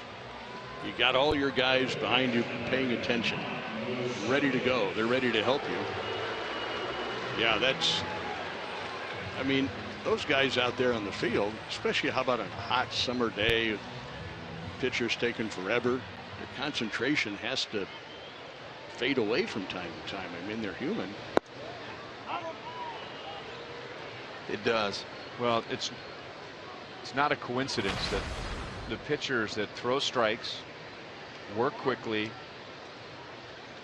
use the defense, don't feel like they have to strike everybody out, usually get the best defense. And the guys that throw a lot of pitches and wander around the mound and long counts are the ones that typically have the most unearned runs every year. Yeah, and to confirm what you're saying, a lot of pitchers in the National Baseball Hall of Fame figured that out a long time ago.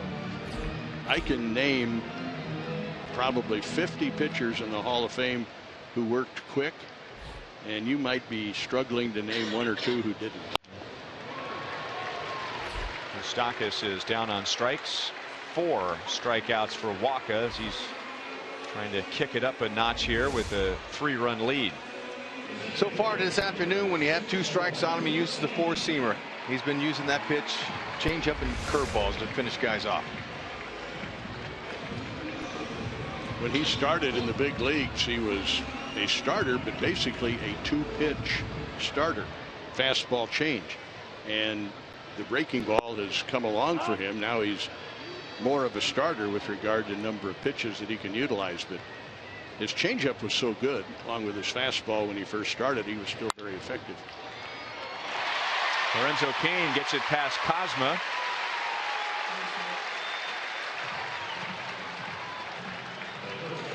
We were looking back, Denny, at a couple of innings ago at Michael Wacha's big league debut against the Royals. That's a night none of us will ever forget. The game ending at 3:14 in the morning and then going to the airport and flying to Dallas. A night that we can't forget but would like to. Yeah.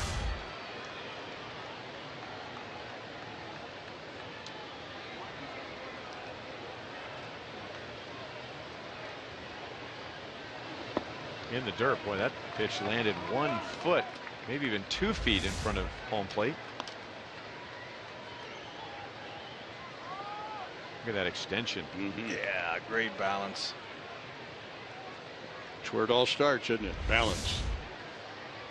Don't have balance, you don't have a good swing. And now Hosmer goes the other way. And Cain will go first to third, and now the league's leading RBI man comes up, representing the tying run.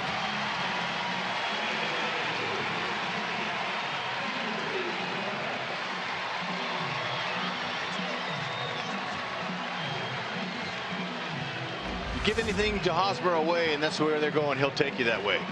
He sees that hole over there. They don't play him to a dead pull, and they shouldn't. They should be every team should play Hosmer straight up.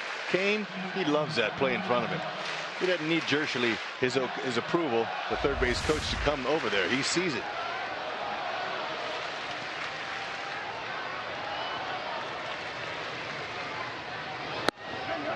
Inside to Kendrys Morales.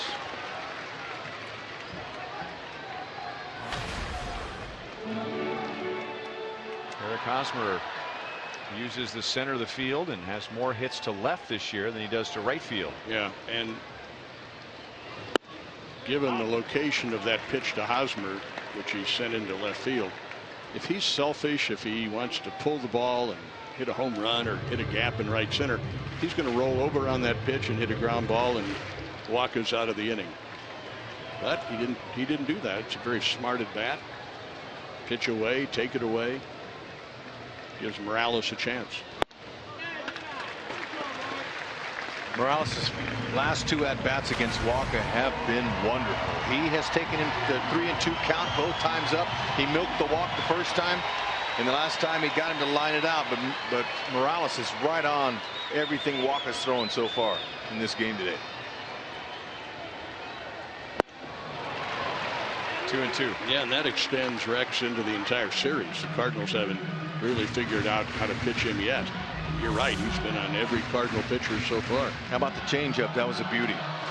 Just off the plate. Perfectly executed location.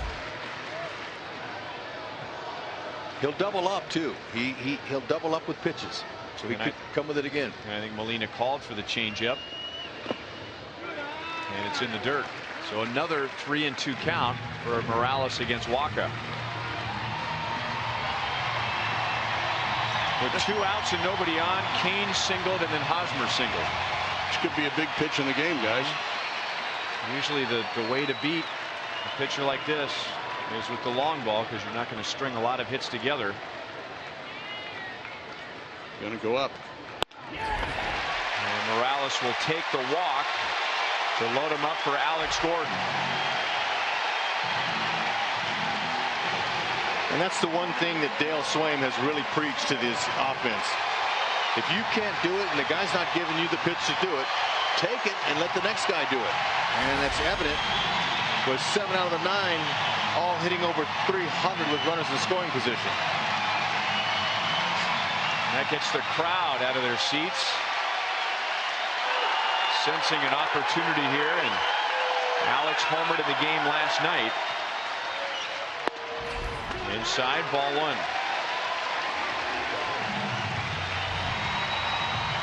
It's our Sonic Slam inning. Art White from Pleasant Hill, sitting on the edge of his seat or his couch. And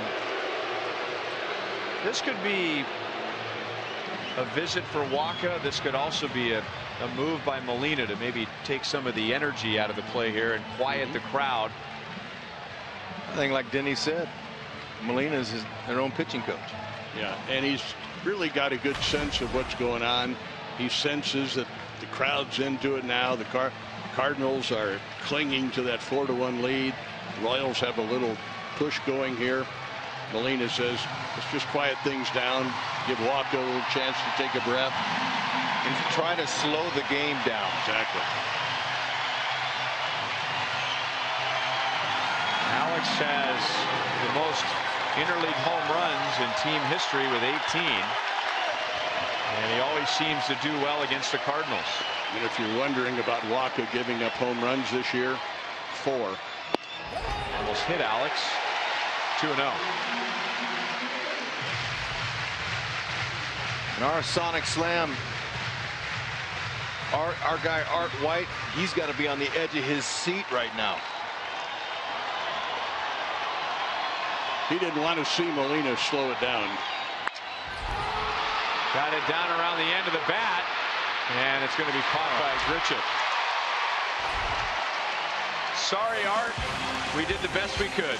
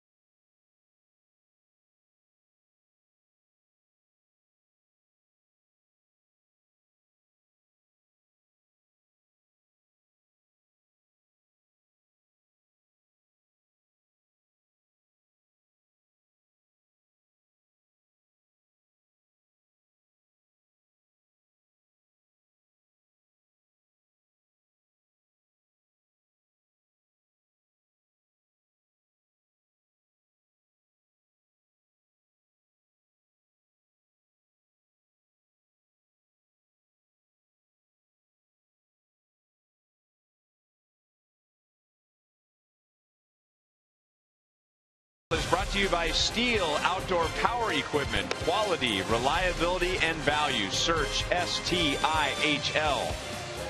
by your Midwest Ford dealers. Visit your MidwestFordDealers.com. And by Academy Sports and Outdoors. Right stuff, low price, every day. Here it is. Final out of the 1985 World Series. And the Royals in Game 7 beating the Cardinals right here at then Royals Stadium. Who was that right fielder wearing Willie Mays' number? That would have been 24? Darryl Motley. Darryl Motley, who did a pretty amazing thing in that postseason. Remember the at-bat when he hit the ball down the left field line, just barely foul. I mean, inches foul from home run.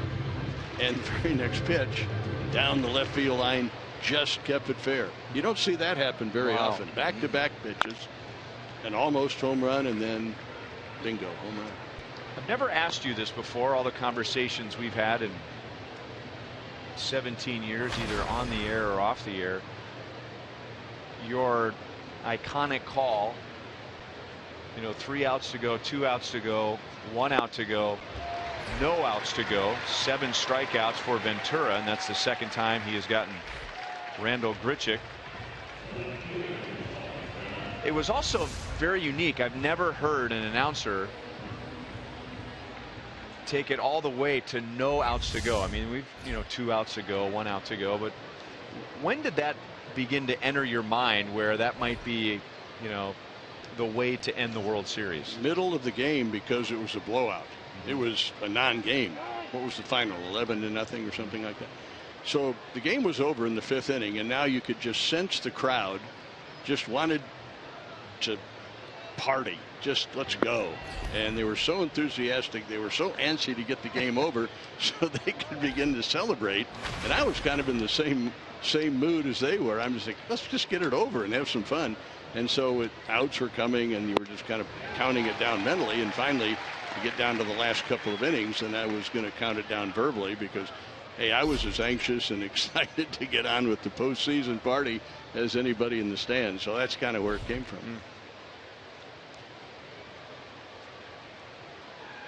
I was just doing the math in my head, and I think most of our fans think about you like I think about you. Is your first year with the Royals was really your 30th year with the Royals, but that was your 17th year in 1985.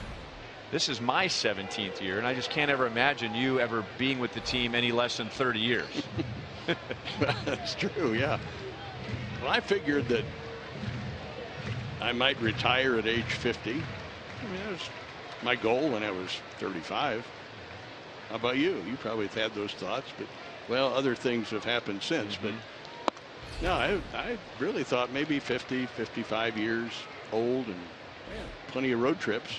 So kind of throttled down a little bit. So yeah, here we are.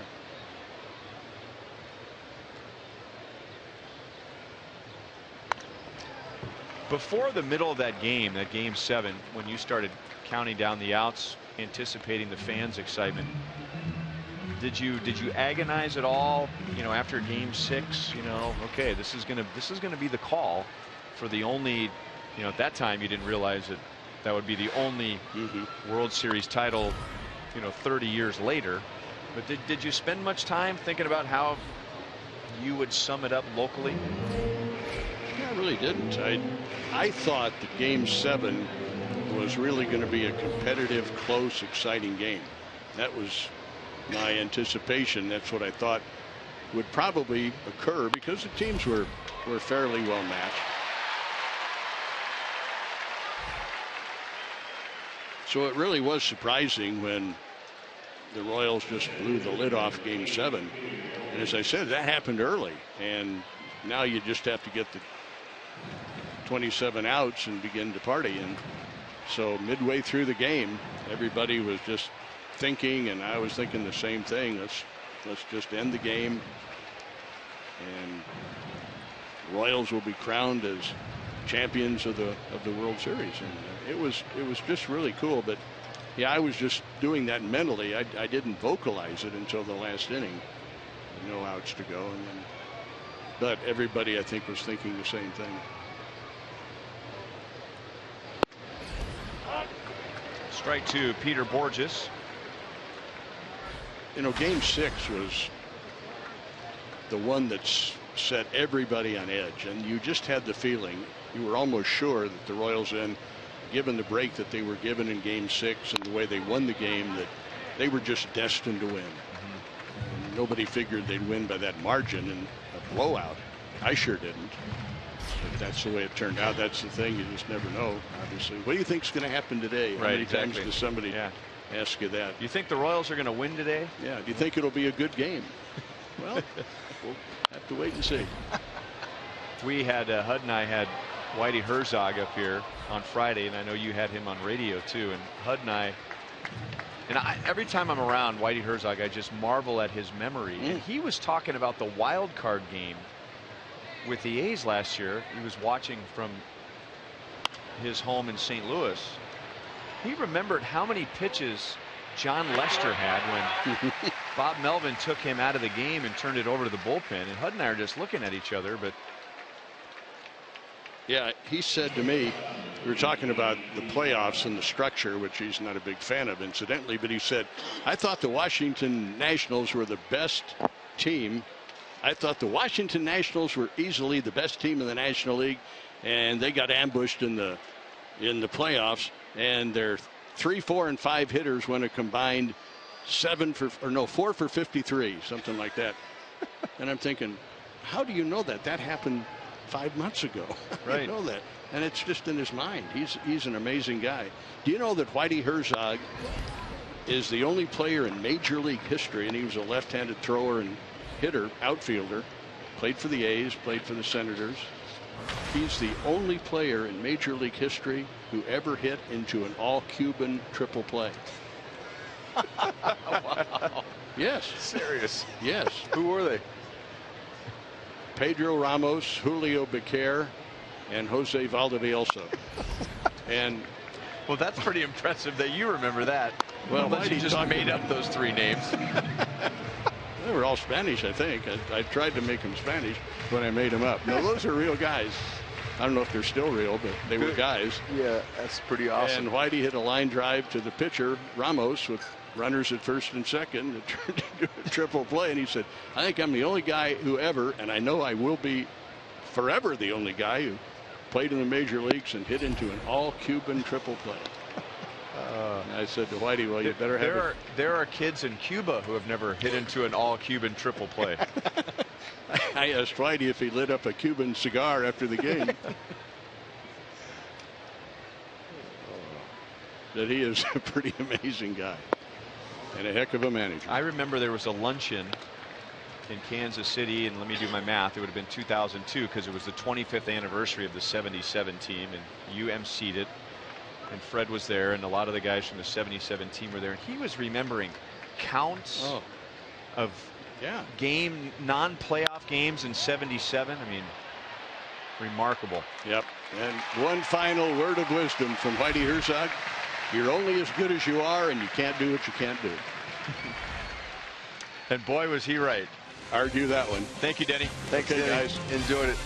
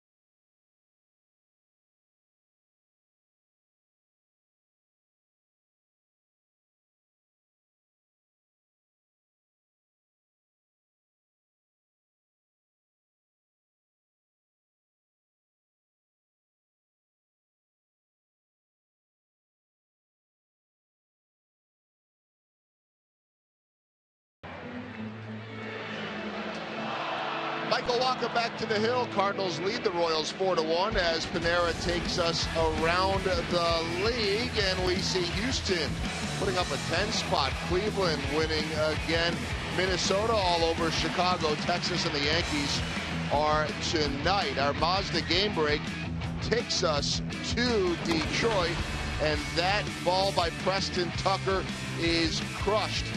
It was a nice lead for Detroit, but the Astros come back. And guys, let me throw this out there. Maybe we saw the start of this with Anibal Sanchez, but he is absolutely struggling. He has now allowed 5 or more runs 5 times in a game this year. He did it 4 total Impossible. in the last 2 years.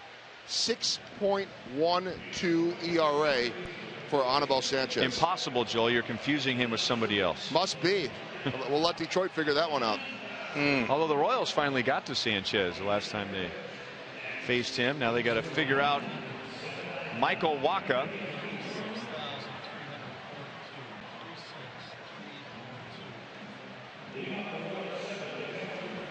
It'll be Salvador Perez, Omar Infante, and Paulo Orlando.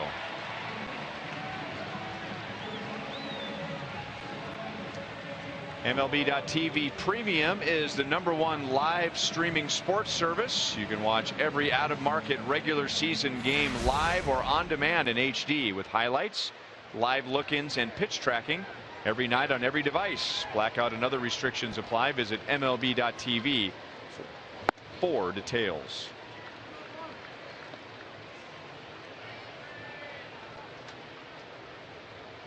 Salvador Perez drove in the Royals' run in the 5th inning and extended his hitting streak to 10 games.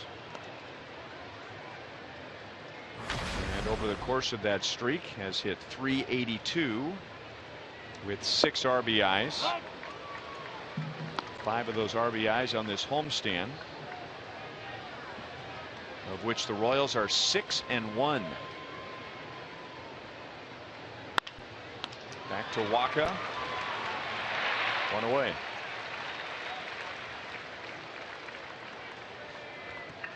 Giordano Ventura allowed the first 4 Cardinals to reach in the 1st inning, and the Cardinals scored 2. Then he went on to retire 14 in a row, and then gave up 2 runs in the 6th inning on Matt Carpenter's home run. Always seems to be somewhere near Edinson Volquez.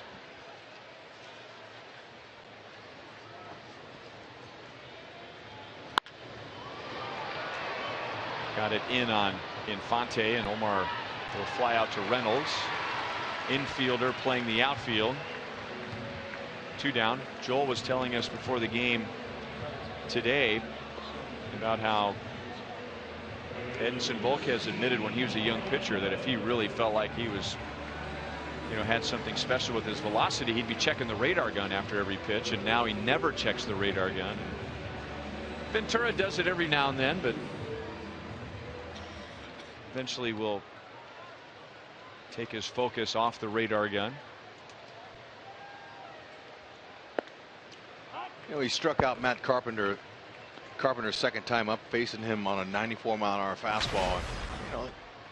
He didn't give everything in his tank. He didn't go out and overthrow, and he didn't look up at the scoreboard. So Ventura's continuing to improve there. Chopped to short. Cosma, nice play, low throw. Adams handles that, and that is that. Royals down quickly in the 7th inning. Luke Kochaver will pitch the 8th. The Cardinals lead 4-1.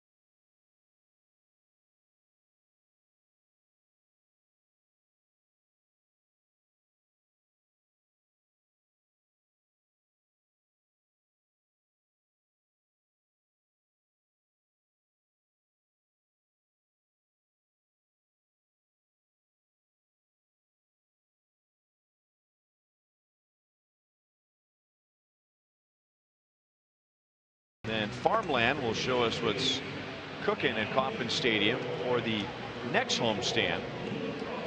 And June 2nd through the 4th, the Cleveland Indians will be here. That'll include a T-shirt Tuesday, $8 student tickets on a Wednesday, all-you-can-eat seats. And then the Texas Rangers are in town, and that includes K-State Day. So Wildcat fans, show your school pride and be here on June 7th. The first 3,500 Wildcat fans who bring their special K-State ticket to the designated table will receive this cap, a limited edition purple and gray KC Royals KC cap, courtesy of Fox Sports Kansas City and Rally House. Again, that is Sunday, June 7th. Colton Wong has been a true leadoff hitter. It's the 4th time he has led off an inning. And the Royals make a Chevy call to the bullpen. It's Luke Hochevar after Ventura goes 7 innings and gives up 4 runs.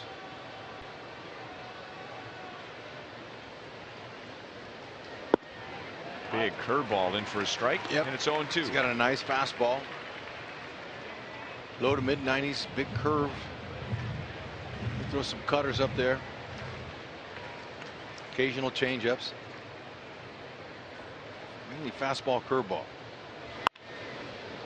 That'll be foul. That was a good cut fastball in.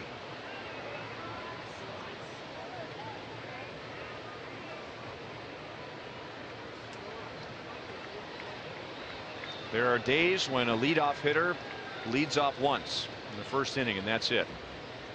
And then there are days like today where Colton Wong has led off every time he's come to the plate. He has reached twice. He has been retired twice. 1 down in the 8th. Hochevar last pitched on Wednesday, closing out the win over the Reds 7-1. And now he'll tangle with Matt Carpenter. Carpenter with our Chrysler drive of the game back in the 6th inning. Change up that just drifted out over the middle of the plate. Carpenter is able to stay on it and drive it for his 8th home run on the season.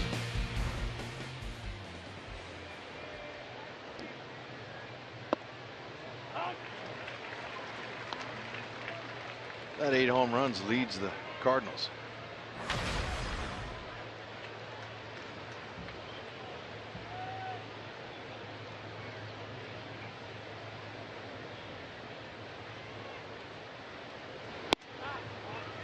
One ball, 1 strike. Next closest is Peralta with 6 homers.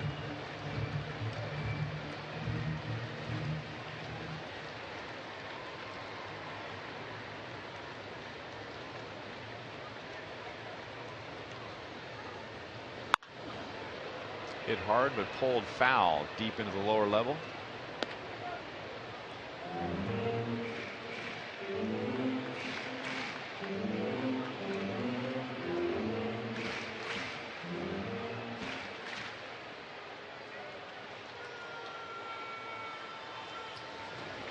Walker will be coming back out for the bottom of the 8th. Nobody warming up in the Cardinal bullpen. As Carpenter lifts it to center field.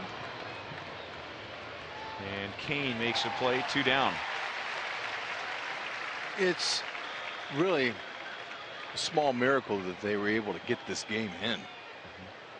Everything you read up to today was 100% chance of rain all day. No chance.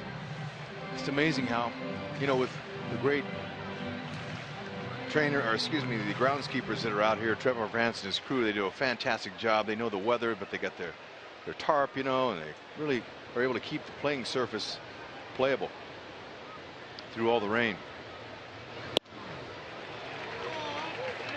So I know most of the Little League and travel ball games in baseball around Kansas City area have all been canceled today because, you know, they don't have a tarp. They can't keep the water off the field. Give some of the parents a rare weekend off.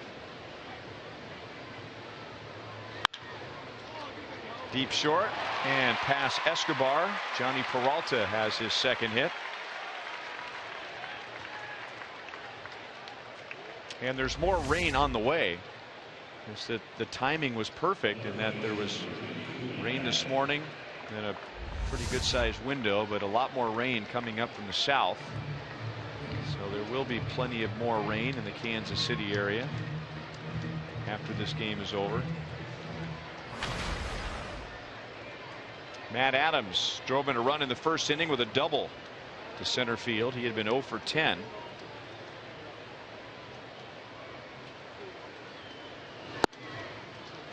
Hochevar throws a strike. I like how Poach is getting a lot of first pitch strikes. He's going right ahead and getting ahead. That's going to allow him to execute his secondary pitches if he feels necessary.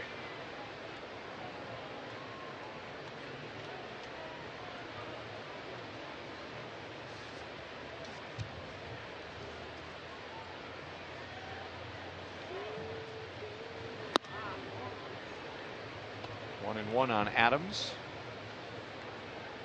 Cardinals got 2 in the first inning. Peralta and Adams drove in runs. The Royals got their run in the 5th on Salvador Perez RBI, and then Matt Carpenter made it a 3-run game with a 2-run home run in the 6th.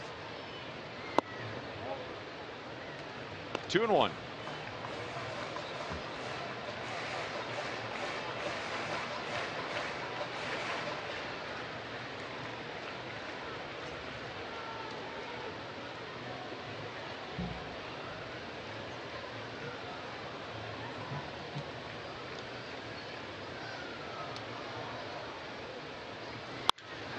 And that's hit well to left center field. Peralta to third, and he's going to be held at the last moment. So Adams has his second double of the day, and St. Louis has runners at second and third with 2 down.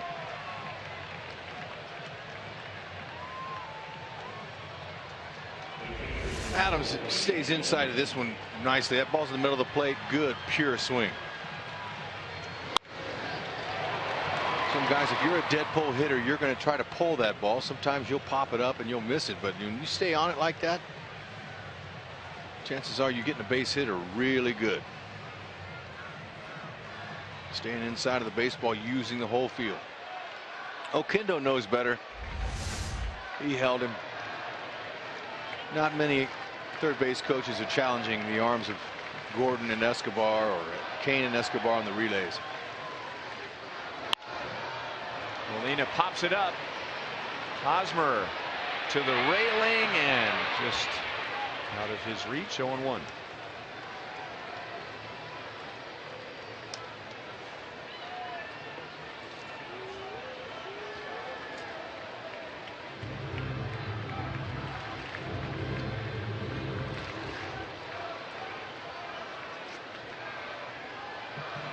Cardinals now have activity in their bullpen, but still appears that Walker will come back out.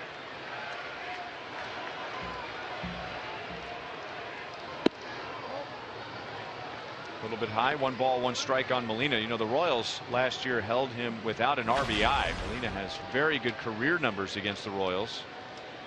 But didn't drive in 1 run against KC last year. He did have an RBI last night in the Royals' 3-2 win. And now has 2 in scoring position here with 2 down. And down to the count, 1-2. That pitch crossed up Salvador Perez. That wasn't the pitch he was expecting, and he's going to go out and talk that over with Hochevar. You know, I can't help but be reminded of Jose and Benji Molina when they were with the Angels for 4 or 5 years. Those 2 brothers were the catchers. And talking with Benji, we said, Benji, it's pretty unusual to have your brother as a catcher. And he goes, hey, we have another one coming. And I go, yeah, really? He goes, yeah, he's an amateur ball in Puerto Rico, and he's going to be the best catcher of all of us. So Benji called that way before Yachty even became a big leaguer. Up the right field line and foul.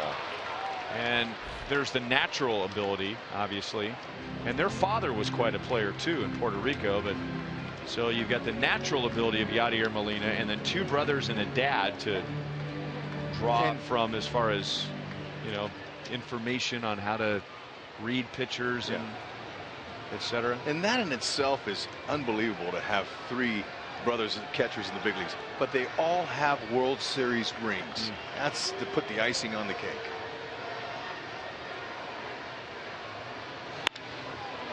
Jammed him. Alex coming up. Escobar out. He almost caught it with his bare hand. Well, Molina drives in 2 to make it 6-1. And as great as Alcides Escobar is, he, like every human, has limits, but he sometimes stretches the limits and almost caught that with his bare hand. Yeah, but you know, he's going to use his glove if he can. But see how that ball started drifting back on the other side of the field? He couldn't get it, and just off of his fingers.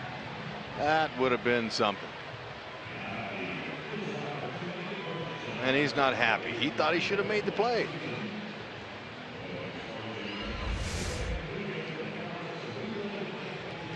Great effort.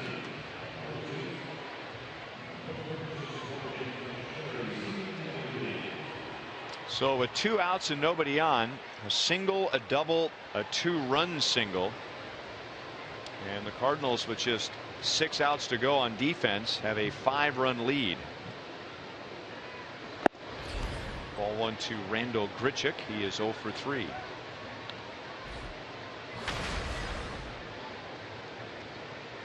Mentioned early in the game that lately the Cardinals had really been struggling on offense. In the 11 games prior to today, they were hitting just .236. They were striking out almost 10 times a game and averaging only 3 runs a game.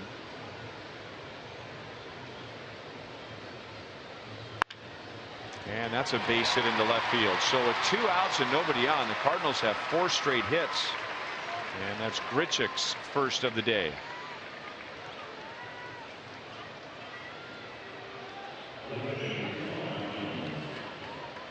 And they're on the phone to the Royals bullpen.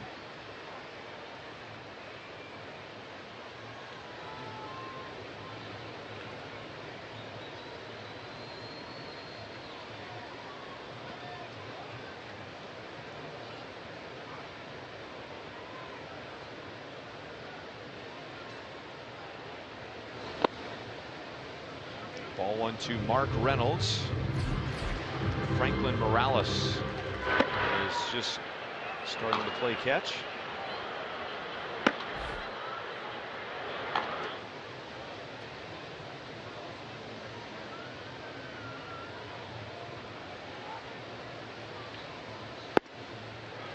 One and one on Reynolds, who is struck out today in one of his 3 at-bats. And he is a player who's accomplished quite a bit in the big leagues, but will always be connected to strikeouts. He has 34 strikeouts this year in 94 at-bats. That'll be out of play.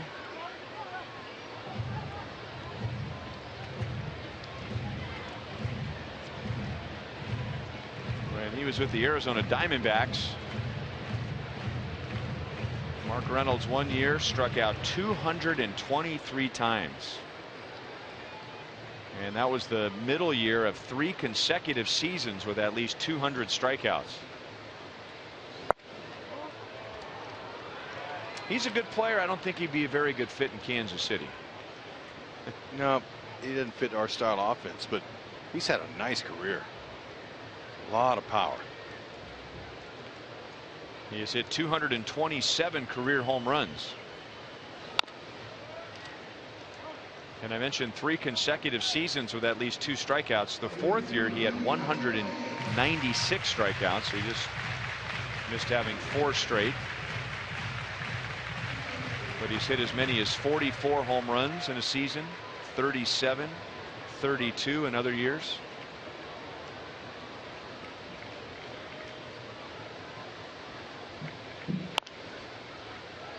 So that's good production. The question is that enough offense to justify over 200 non-productive at-bats?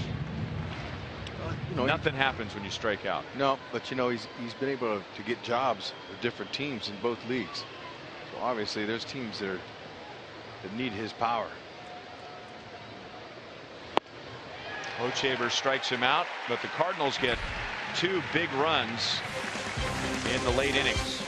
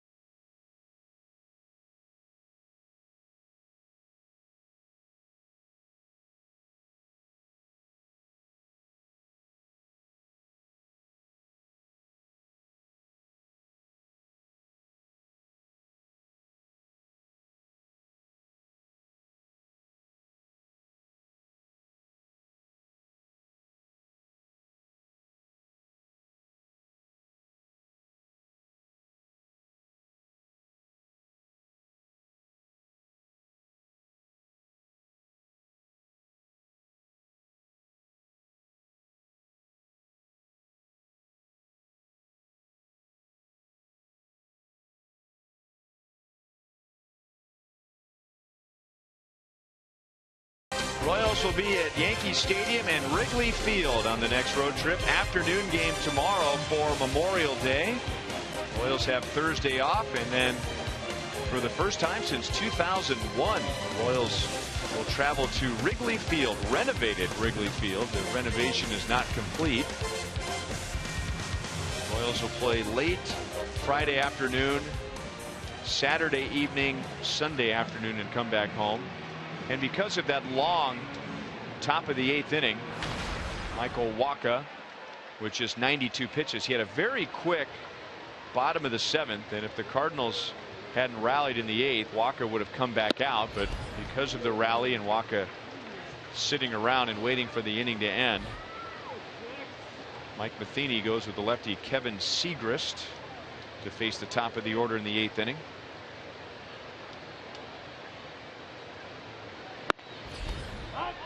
Lefty throwing 95. Yeah, he's good looking lefty. 6'5", 220. Big fastball. Sinker, actually slider, curve, and a change. He's got all 4, but he's mainly fastball, slider as a reliever.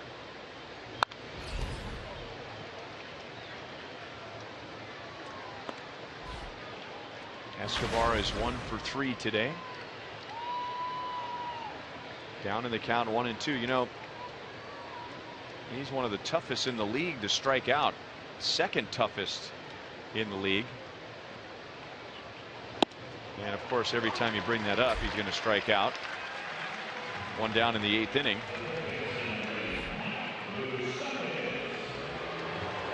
So a good start for Siegrist. 1 down to Mike Moustakas. Remember to vote for the Royals Player of the Month at rallyhouse.com, and you'll be entered to win a majestic prize pack from Rally House. Yeah, you know, Moose is in that top 10 category and hardest to fan as well. Escobar was 1 every 12.5 at bats, and Moose is 1 every 11.5 at bats. He has another base hit to the opposite field today, giving him 25. 8 more than he had all of last year. Borges makes a play in center field, 2 down. I was reading a story about Siegrist, and you and I have spent some time this series talking about scouting, you know, there's some players where you can just see. I mean, they're a prospect. Other guys, you have to use your imagination. Kevin Segras was a 41st round draft pick out of a community college in Florida, where he threw 88 miles an hour tops, but he had some funky mechanics. He's big, so the size was there, and so it takes the imagination of a scout to say, you know, he's got the size, he's got the arm strength. Maybe if you could clean up his mechanics, that he could do more with what he has, and it's exactly what happened. I was throwing in the mid-90s. That's why scouts are so underrated, but extremely valuable. They can look under the hood and fix it, or suggest it. Segras needs only 8 pitches to get through the Royals in the bottom of the 8th inning.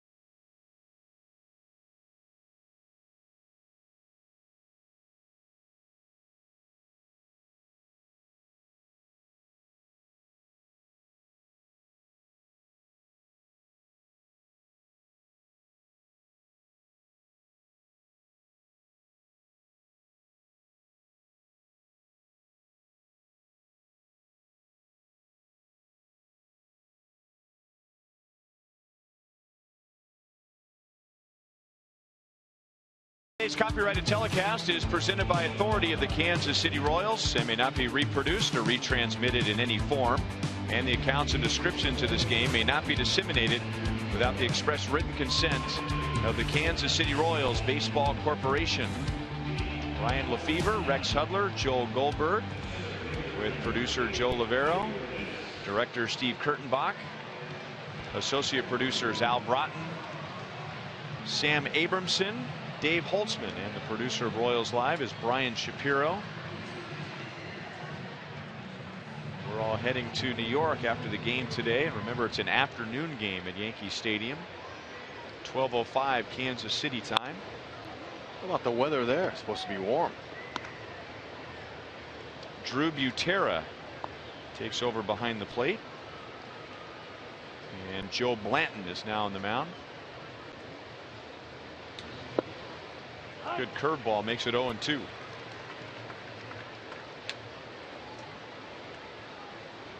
Eight days ago, Blanton made his Royals debut and he pitched 4 innings out of the bullpen, giving up 1 run.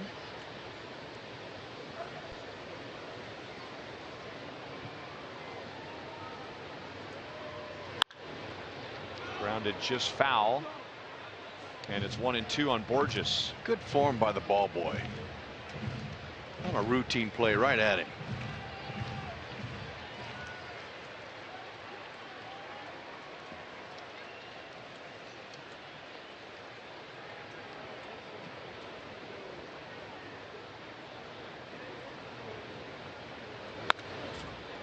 Joe Blanton is a strike thrower.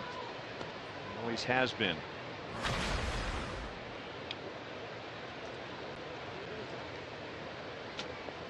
I like his condition.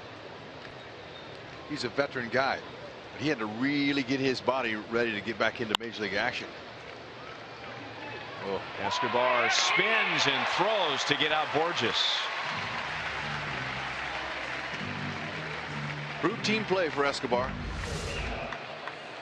Some shortstops might really dig themselves on this, but that ball hopped up, and look at how light he is on his feet. Watch the footwork here. Catch, 1-2, throw. The Escobar twirl. Right on the money.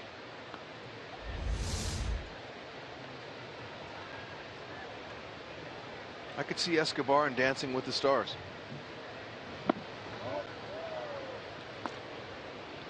It's not a bad idea. If it's in the right time of year, though, I don't know. Royals get back to the World Series again this year, you know, and that makes him more of a household name. Makes some of his dazzling plays on the national stage again. I think you're right. He'd be very good on that show. His feet, shoot, and the way he's coachable, they would work him into it. Dance in shape in no time.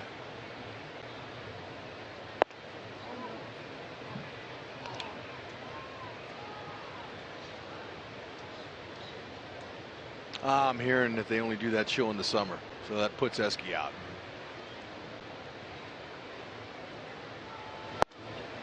By the way, that information was provided by our producer Joe Lavero, who apparently is a big Dancing with the Stars fan.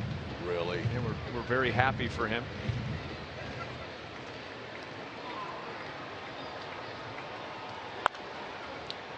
He's rattling off all these shows to us that he proudly watches, and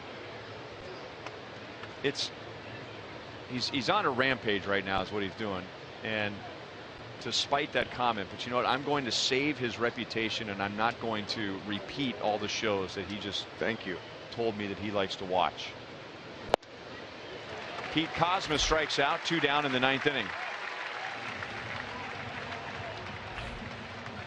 I asked Joe Blanton the other day, you know, is there any story behind being such a good control pitcher? Because he was that way when he first came up with the A's, and he thought about it, and he says, no, not really. He goes, well, there is one thing. When he would play catch with his dad in the backyard, and they lived on a lot of land, his dad had a rule when he would get down in a crouch that if Joe was wild with any pitch that missed his dad, that Joe had to go get the ball.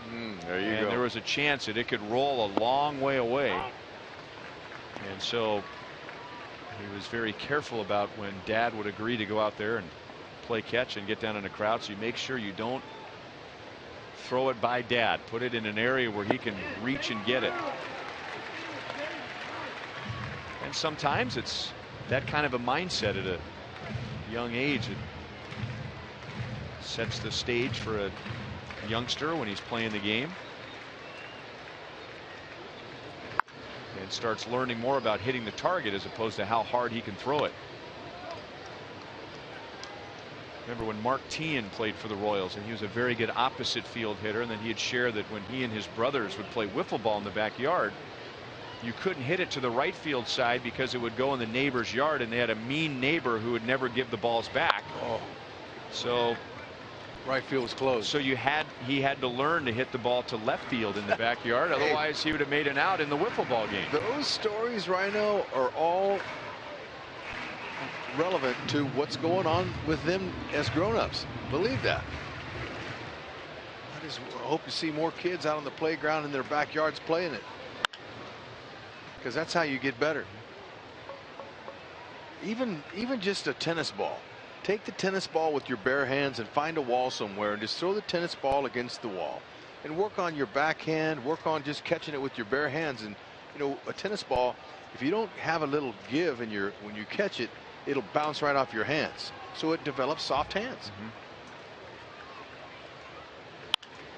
I remember doing that when I didn't have anything to do. I just go out and throw it and pretend and throw it to my backhand, and I had no idea I was going to be a Major League Baseball player.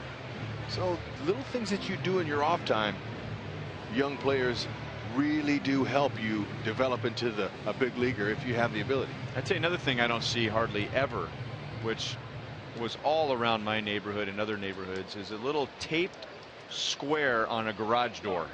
You see those anymore? No, it's a strike zone. We used to play a game, we called it strikeout, and you could play with 2 guys, and if you were hitting, there was the strike zone, and if you struck out, the inning was over, and then the guy who was pitching would get to hit, and then you had to pitch. And I mean, there were little tape squares on all the garage doors in the neighborhood.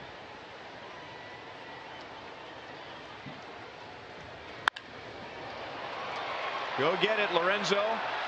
If you can. It is off the wall.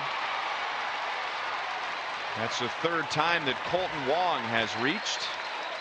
He's at second base with 2 down. So you moms and dads that are out there and your kids are just home from school now and they're sitting around going, I'm bored, I don't know what to do. Say, hey, look, I was listening to Ryan and Hud the other day on the broadcast. Go out in the backyard and make up a game. Make up your own game. Tie some paper towels together and tape it up and play a tape ball game. Or you can use a tennis ball or go get wiffle balls.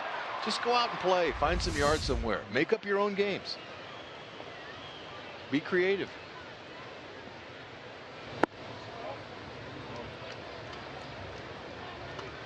Pickle, remember the endless games of pickle? We used to water the backyard down and ruin the parents' yard.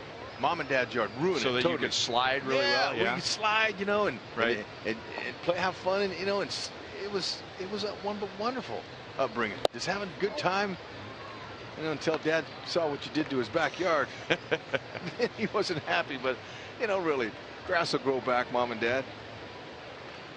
I didn't have the courage to tell my dad that though. But sure is fun. It's all about enjoying your childhood. And you could become a big leaguer. Or at least go to college and play ball. That's a good goal for a lot of young athletes. Girls, softball, and it's really big right now. I've been watching some softball games. That's a great opportunity. Softball and baseball aren't that different.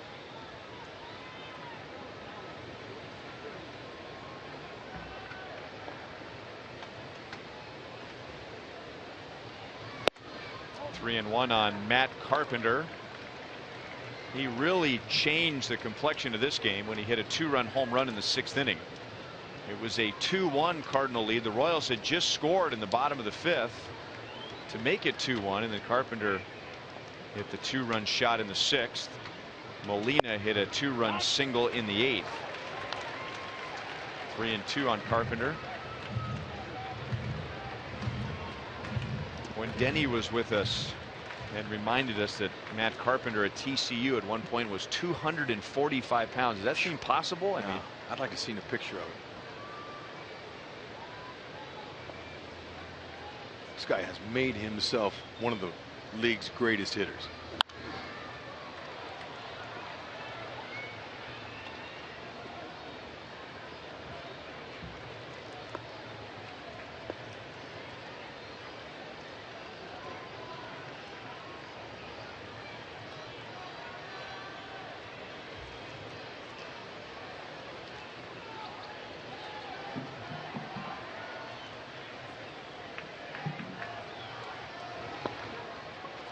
Blocked by Butera. That's ball 4 to Carpenter.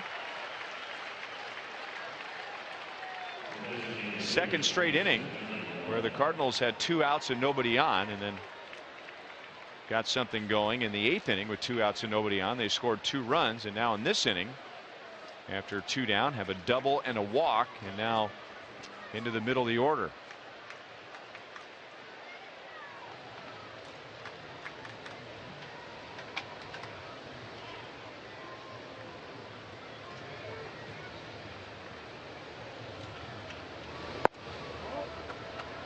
And now ball 1 to Peralta.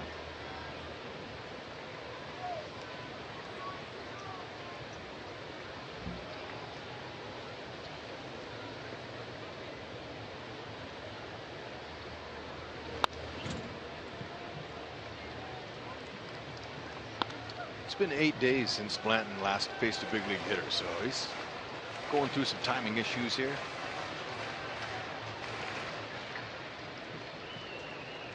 Game's not that easy, even though they make it look like that.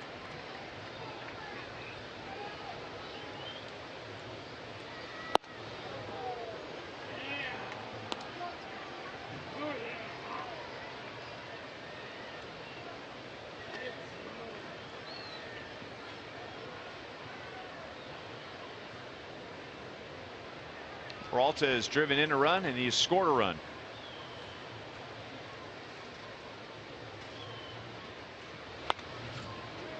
Two and two.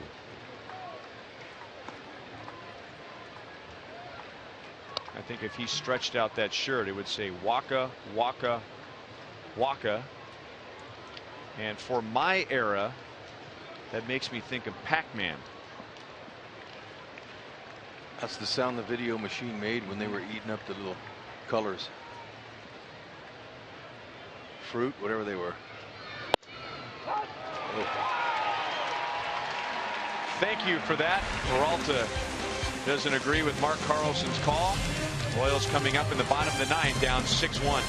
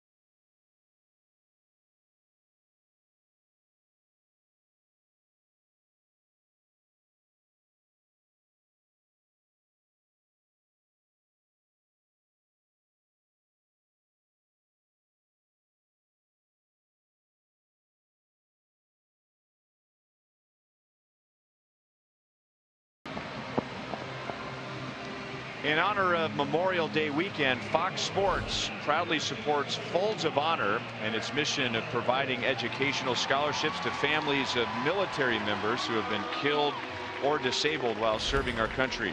For more information, visit foxsportsupports.com. Memorial Day tomorrow, we will be at Yankee Stadium. Jeremy Guthrie and Nathan Eovaldi will pitch the opener. Our coverage actually begins at 11 a.m. So a 1-hour Hy-Vee Royals live leading up to the first pitch at 12:05 Kansas City time. Royals will play 3 in New York. We have a day off Thursday and then 3 at Wrigley Field. Ball 1 to Eric Hosmer from Trevor Rosenthal. Born in Lee Summit. Graduated from Lee Summit West in 2008. 2 balls and no strikes.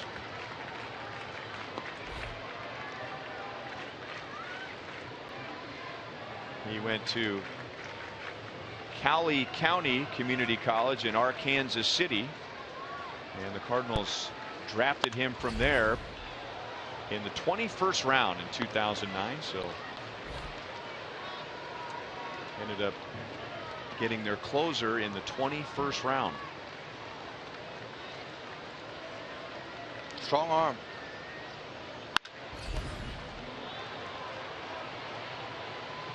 Reynolds to the line and makes the play on Hosmer. Eric is 1 for 4 today.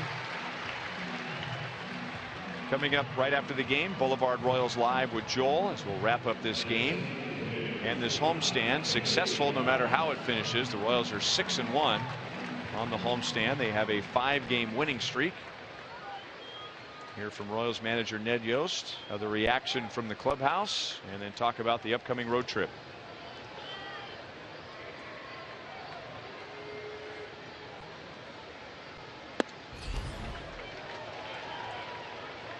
Oh, 0-1 on Kendrys Morales, who has walked twice and flied out to left field.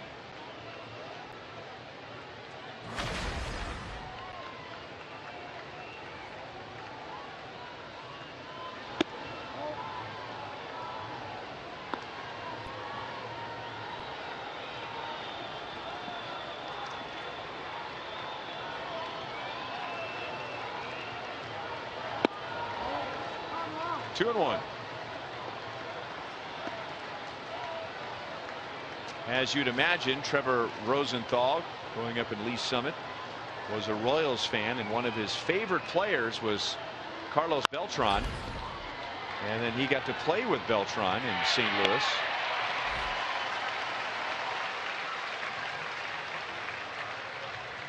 Do you remember the first, oh my gosh, I'm on the same field as fill in the blank? Ozzie Smith. Because he truly was not only the best shortstop in the National League in his era, but, you know, I learned so much by watching him when it came to dealing with fans. I remember calling home. I called home when I turned a double play with him. I called my mom and said, Mom, Dad, I turned double play with the greatest shortstop ever. I was on cloud nine. I couldn't believe it. So you're right. That happens. If you're fortunate enough to get there and pinch yourself. I remember running across the field to shake Mike Schmidt's hand. We were in Philly. I was with the Expos. I didn't know if I'd be there the next day or not. But I saw him standing over there in his dugout. Ooh, watch out. Alex's first hit of the day, and he's on with 2 down. You know, and as a player, Ryan, I wasn't afraid to embarrass myself if I had to at times. I mean, you know, because you don't want to run over to the other player's dugout. This is after batting practice, but you know, if you don't seize the moment and you don't take the chance to do that, you may never get a chance to shake somebody's hand like that. So I didn't care. I was like, you know, I'm going to go and shake his hand. Drew Butera took over in the top of the 9th inning for Salvador Perez, so he'll get an at-bat.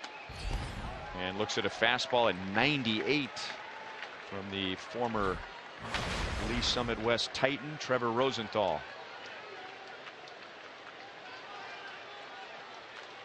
But I got to tell you, probably one of the most, one of the best moments for me was after playing in Dodger Stadium, calling my parents that lived in Fresno, California, up the road, saying, Mom, what did Vin Scully say about me?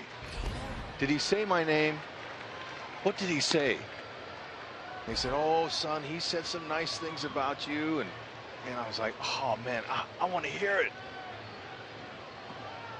I'm only human.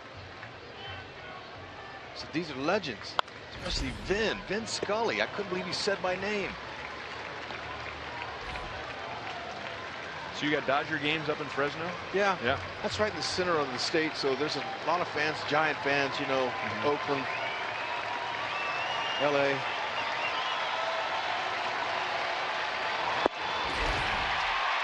Royals win the series.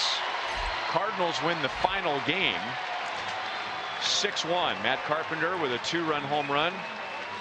Continues to have big numbers against the Royals in his career, and a big outing by Michael Wacha, who gives up an unearned run in 7 innings. Yadier Molina drove in a couple of runs.